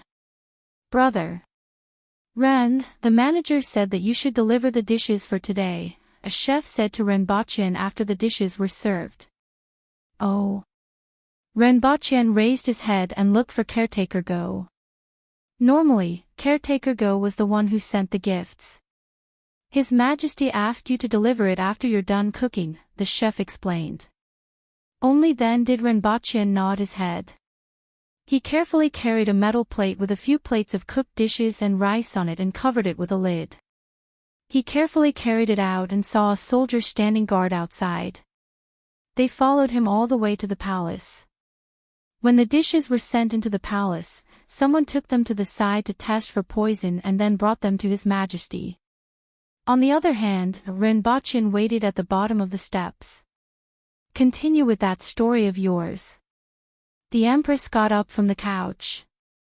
After she finished speaking, she began to taste the dishes for the day. Just as Renbachien had expected, other than steamed pork in double scoop, the Empress also had a preference for pine nuts and peas. Although she was an emperor, she was still a woman. She had a preference for sweet dishes. Renbachien thought about the content of the previous lecture. It was about the battle between Sun Bofu and Yan Baihu. Next, it was about Lu Xianfeng shooting halberds at the Yuan Gate. The Empress didn't listen much and said, "It's only 150 steps, why are you making such a fuss?" There was no lack of hunters in Dayo who were able to hit their targets. Previously, when I heard you speak of it, I was thinking, you are so weak, yet your country was not destroyed. Renbachien was left speechless by the Empress's words. The difference in strength between the people on Earth and this world was too great. There was no way to compare them. He would send people flying with a kick at the slightest provocation, and even the stone wall would have a hole in it. How could a person get up and fight again unscathed? This seemed to be very common in Dayo. On Earth, this kick would have killed him. Not to mention tearing down a city gate with his bare hands. Perhaps only Li Yuanba from the Romance of the Sui and Tang dynasties could try. After talking about the three kingdoms for 4 to 6 hours, Renbachien finally withdrew. After Renbachien left, the Empress picked up a piece of paper beside her and looked at it again. Everything that happened to Renbachien at the Qin family's medicine shop was clearly written on it. He's rather kind-hearted, the Empress said faintly. However, this method of his can be carried out first. However, there was another thing in the report that the Empress was very concerned about. It was the 3 books that Renbachien took out. When Renbachien arrived, he was clean and had nothing on him. For him to be able to take out 3 books now, it probably had something to do with him disappearing every few days. Although he didn't know where he went, it was probably related to the situation at that time. Appearing out of thin air and disappearing out of thin air, leaving no trace behind. This kind of thing made her puzzled, but she could explore it later. She was more concerned about another point. Although Dayo respected martial arts, as an empress, she couldn't be so short-sighted. She had studied Great Xia and the Yun nation before. Naturally, she knew the role of scholars, craftsmen, culture, and technology. Furthermore, Dayo's predicament had always been there. Almost all the technical content was brought in by merchants. Several generations of emperors had always wanted to send people out to learn, but the results were very little. Renbachien had once taught the method of making ice to the Beast Park's manager and taught the method of stopping postpartum hemorrhage to the people at the Qin family's medicine shop just to save a few more people. This showed that not only was Renbachien capable, but he wasn't like the other countries that sealed off all kinds of technology and knowledge from Dayo. This allowed her to see the possibility of obtaining all kinds of knowledge and technology from Renbachien. If he was the kind of person with evil intentions, she could use other methods to make him spit out everything he knew. However, from the way Renbachien handled things, he could be considered as kind-hearted. Furthermore, he wasn't stingy when it came to passing on things that he knew to others. This made her feel that he could be used. What Dayo currently lacked the most was people like him. Naturally, Renbachien didn't know what the Empress was thinking. The next morning, he brought Tinghulu and Tai Dao to continue cleaning the leather. Renbochin watched as the two of them used a knife to scrape off the minced meat and oil film on the leather. Their movements were extremely swift, and every time the knife landed, a piece of oil film would fly off. Seeing that it was scorching hot, Renbochin went forward to give it a try. He extended his hand to Tai Dao and said, "Let me try." Tai Dao passed the knife to Renbochin with a simple and honest look on his face. One cut. Renbochin cut a hole in the cowhide with one cut. Renbochin thought for a while and decided not to spoil things. He returned the knife to Tai Dao and went to play with Gun Gun and Tian Tian at one side. Gun Gun and Tian Tian spent most of the day eating and sleeping. Occasionally, when they woke up, they would play like two balls. Their actions made people howl. The people in the Beast Park shook their heads when they saw Renbochin raising these two little things. They couldn't eat and couldn't hunt. They ate every day and were extremely stupid. They really couldn't understand why caretaker Ren liked to raise these things. However, Renbochin didn't care at all. These were pandas. On Earth, if you wanted to see them, you had to stay far away. At most, you could take a photo with your phone. You didn't even have the chance to get close to them, let alone raise two of them as pets. Renbochin sat on the stone slab in front of the door and looked at the two little fellows crawling around on his knees. He was extremely happy. He thought to himself that he should bring his phone next time and take a few photos of these two little fellows to post on the internet. At night, Renbochin went to the palace again. This time, he made twice-cooked pork, double-cooked pork, and pine nuts with peas. The previous dish, double-cooked pork, was the Empress's favorite. She finished half a plate of it by herself. This time, the Empress asked for it by name. Renbochin had to admit that the Empress was much more thrifty than the ancient emperors. She only had 4 dishes for a meal, which couldn't even be compared to some of the village officials. Of course, this was also related to the fact that Dayo wasn't very rich. The Empress also didn't have any extravagant habits. When talking about Chow Chow's discussion about heroes, the Empress said, "This Chow Chow was indeed a character. Unfortunately, he was too weak." Renbochin thought for a long time and felt that the Empress was definitely referring to Chow Chow's individual strength. Regardless of whether it was Lu Bu or the other valiant generals, the Empress was somewhat dismissive. According to the Empress, the description of those valiant generals in the book was something that even the commoners in Dayo could do. Yet, they could actually become valiant generals. This showed how weak these people were. This made Renbochin speechless. The individual strength of these people on Earth was indeed inferior to that of Dayo. However, he was actually despised. This was too embarrassing for the people on Earth. He pondered in his heart. After talking about the 3 kingdoms, he wouldn't talk about the romance of Sui and Tang anymore. Next time, he would talk about Journey to the West and Investiture of the Gods.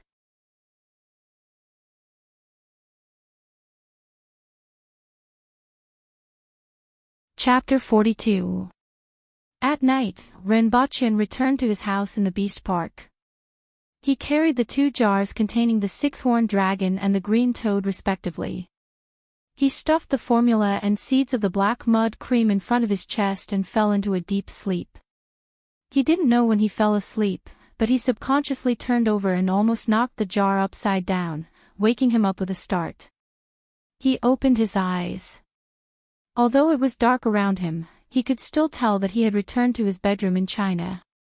He moved the 2 jars to one side, switched on the lights, and opened the mesh cover. He was relieved to see that the 2 fellows were still alive and kicking inside. He covered the lid again and looked at the time. It was not yet 4 o'clock. Since he couldn't sleep, he went to the living room to watch a movie on the television. When he wanted to go out for breakfast in the morning, he realized that it was a little cold outside. He looked at the date and realized that he had been to the other world 5 times. Each time, he was there for 9 days. Adding the 3 days on Earth, it was a total of 12 days. These 5 times meant that he had been there for 2 months. It was already September. He went back to the house and found a jacket that he used to wear. It was a little tight on his body, and it seemed that he had put on weight recently. He looked at himself in the mirror. His face didn't seem to have put on much weight, but his body shape was indeed more shapely than before. He went out for breakfast before calling Qin. These few days, Qin had called him twice, but as usual, no one picked up. Other than him, there was another call from Qin. "You rascal, you have been missing for such a long time again. Your whereabouts are getting more and more unpredictable." Qin ranted for a long time after picking up the call. "I have the formula for the black mud cream," Renbochin said plainly. "Ah. Where are you?" Qin didn't have time to complain to Renbochin and immediately asked. "I will send it to your father's company in a while. Speaking of which, has the research on the black mud cream been organized?" "I don't know the specifics. I didn't ask much. However, it seems that the core personnel are still lacking. It should be done soon. Once your formula is here, I reckon that we can start." "All right, I will be there in a while." Renbochin hung up the phone and went back to move everything into the car. He drove to a foreign trade shop to buy some casual clothes before heading to Qin's father's company. When Qin saw him alight from the car, he went over and gave him a bear hug. Following which, he asked doubtfully, "Have you been putting on some weight recently? You've become much stronger." Renbochin smiled and said, "You've put on some weight."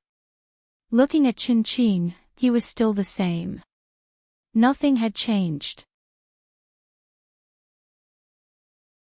Renbochin joked, "You and Jiangnan are about to get engaged, so stop wandering around. Be careful that you need to take medicine in the future." "Don't worry, I've been paying attention. I've been taking the medicine prescribed by an old Chinese doctor for more than half a year," Qin said with a laugh. Renbochin couldn't help but give a thumbs up. "You're indeed farsighted. You brought everything. Let's go up." Qin pulled Renbochin along. "Wait, he's still in the car." Renbochin turned around and took out a box filled with waste paper from the trunk. He took out 2 cans from the box and stuffed one of them into Qin's hands. "Take it, be careful." "What is this?" Qin asked curiously. Renbochin carried one himself, and the 2 of them stepped into the building. Qin's father was waiting for the 2 of them in his office. Other than him, there was also a middle-aged couple. "Uncle Qin." Renbochin nodded and greeted him as he entered. "Yes, Bochin is here. Let me introduce you. This is Professor Sun Qing and this is Professor Su Shan. Both of them are experts in the field of medicine. Both of them heard about the effects of the black mud cream and were very interested in it. That's why they came back from overseas." "Hello." Renbochin nodded at the 2 of them. Su Shan returned a smile, but Guiqing seemed to be thinking about something. It was as if she didn't hear what Qin's father said and didn't see Renbochin. Renbochin didn't feel that he was being left out. He heard that many researchers were eccentric and didn't know the ways of the world. This Sun Qing might be one of those people. Renbochin and Qin placed the cans on the table. "What's this?" Qin's father asked. "2 of the ingredients, the formula and the seeds, I've brought them with me." Renbochin took out the formula and placed it on the table. Qin took a glance at it and exclaimed softly, "What are these?" "Qingyang grass. Harpy. What a weird name." Hearing Qin's words, Su Shan walked over and asked, "Can I take a look?" Renbochin glanced at Qin's father. Qin's father nodded, "Sure, the contract has been signed and there's nothing to hide. I'll hand it over to you sooner or later." Su Shan picked up the formula and looked at it. She had a puzzled look on her face. What are these? Renbochin naturally knew what was written on the formula, but he didn't know what was written on it. If Renbochin didn't bring the real thing back, there would be no difference between this formula and not having it. Renbochin took out a paper bag from his pocket. There were 6 or 7 small bags in it and all of them had words written on them. It should be a different name, just like how there are so many names for pigs. I've brought the seeds back, we'll know when we plant them. The rest of them agreed with Renbochin's explanation. They compared the words and the formula on the paper bag one by one. All the plants matched. The remaining 3 were related to animals. This earth dragon is an earthworm, right? Su Shan raised her head and looked at Renbochin. Yes. The other 2 are in this jar, Renbochin said. Hexagonal dragon, it should be an amblystoma. Many of them are raised for ornamental purposes. Why is it in the formula? Furthermore, this kind of creature is mainly found in Mexico. It shouldn't have existed in the past. It seems like this formula hasn't been around for a long time. However, why did the person who wrote this formula keep it in his hands all this time? I've never heard of it before. If it was said that the ancient formula was just discovered and sorted out by someone, then it was very likely that everyone knew about it.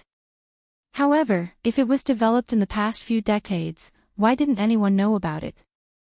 This was rather strange. Take a look at this hexagonal dragon. Is it what you said it is? Renbochin opened the jar first. Without waiting for Su Shan to speak, Qin Qing spoke first. Isn't this the hexagonal dragon raised at home? It's for ornamental purposes, but it can actually be used to make medicine. Yes, it is. Su Shan confirmed.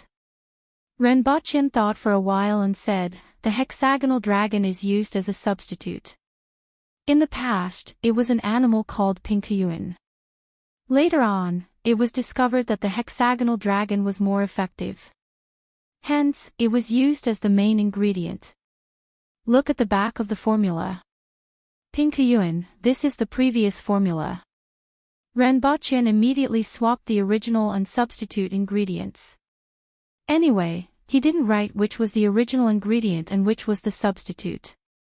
Su Shan saw that it was indeed Pinkayuan and felt relieved. The recovery ability of the hexagonal dragon is very strong, and so is the earth dragon. It is indeed possible to make use of this special effect to make medicine. Su Shan was deep in thought. In that case, we are still missing a green toad. What is it? Renbochin opened the lid of the largest jar. The few of them peeked their heads over and saw a brown frog that was the size of 2 palms. It looked like a toad. However, its size was a little too big.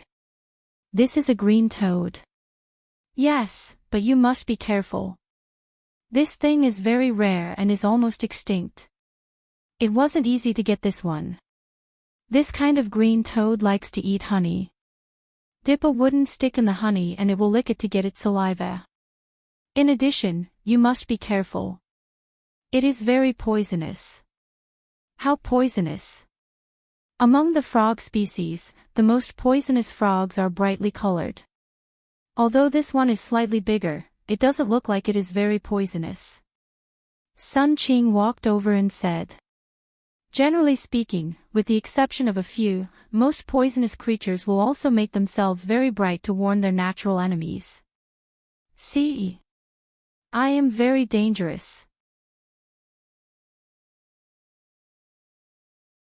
Only weak creatures will form a protective color that is similar to the color of the surrounding environment. This is the choice of evolution for thousands of years. As Sun Qing explained to the few of them, he put his hand into the jar. He seemed to be very confident in his knowledge.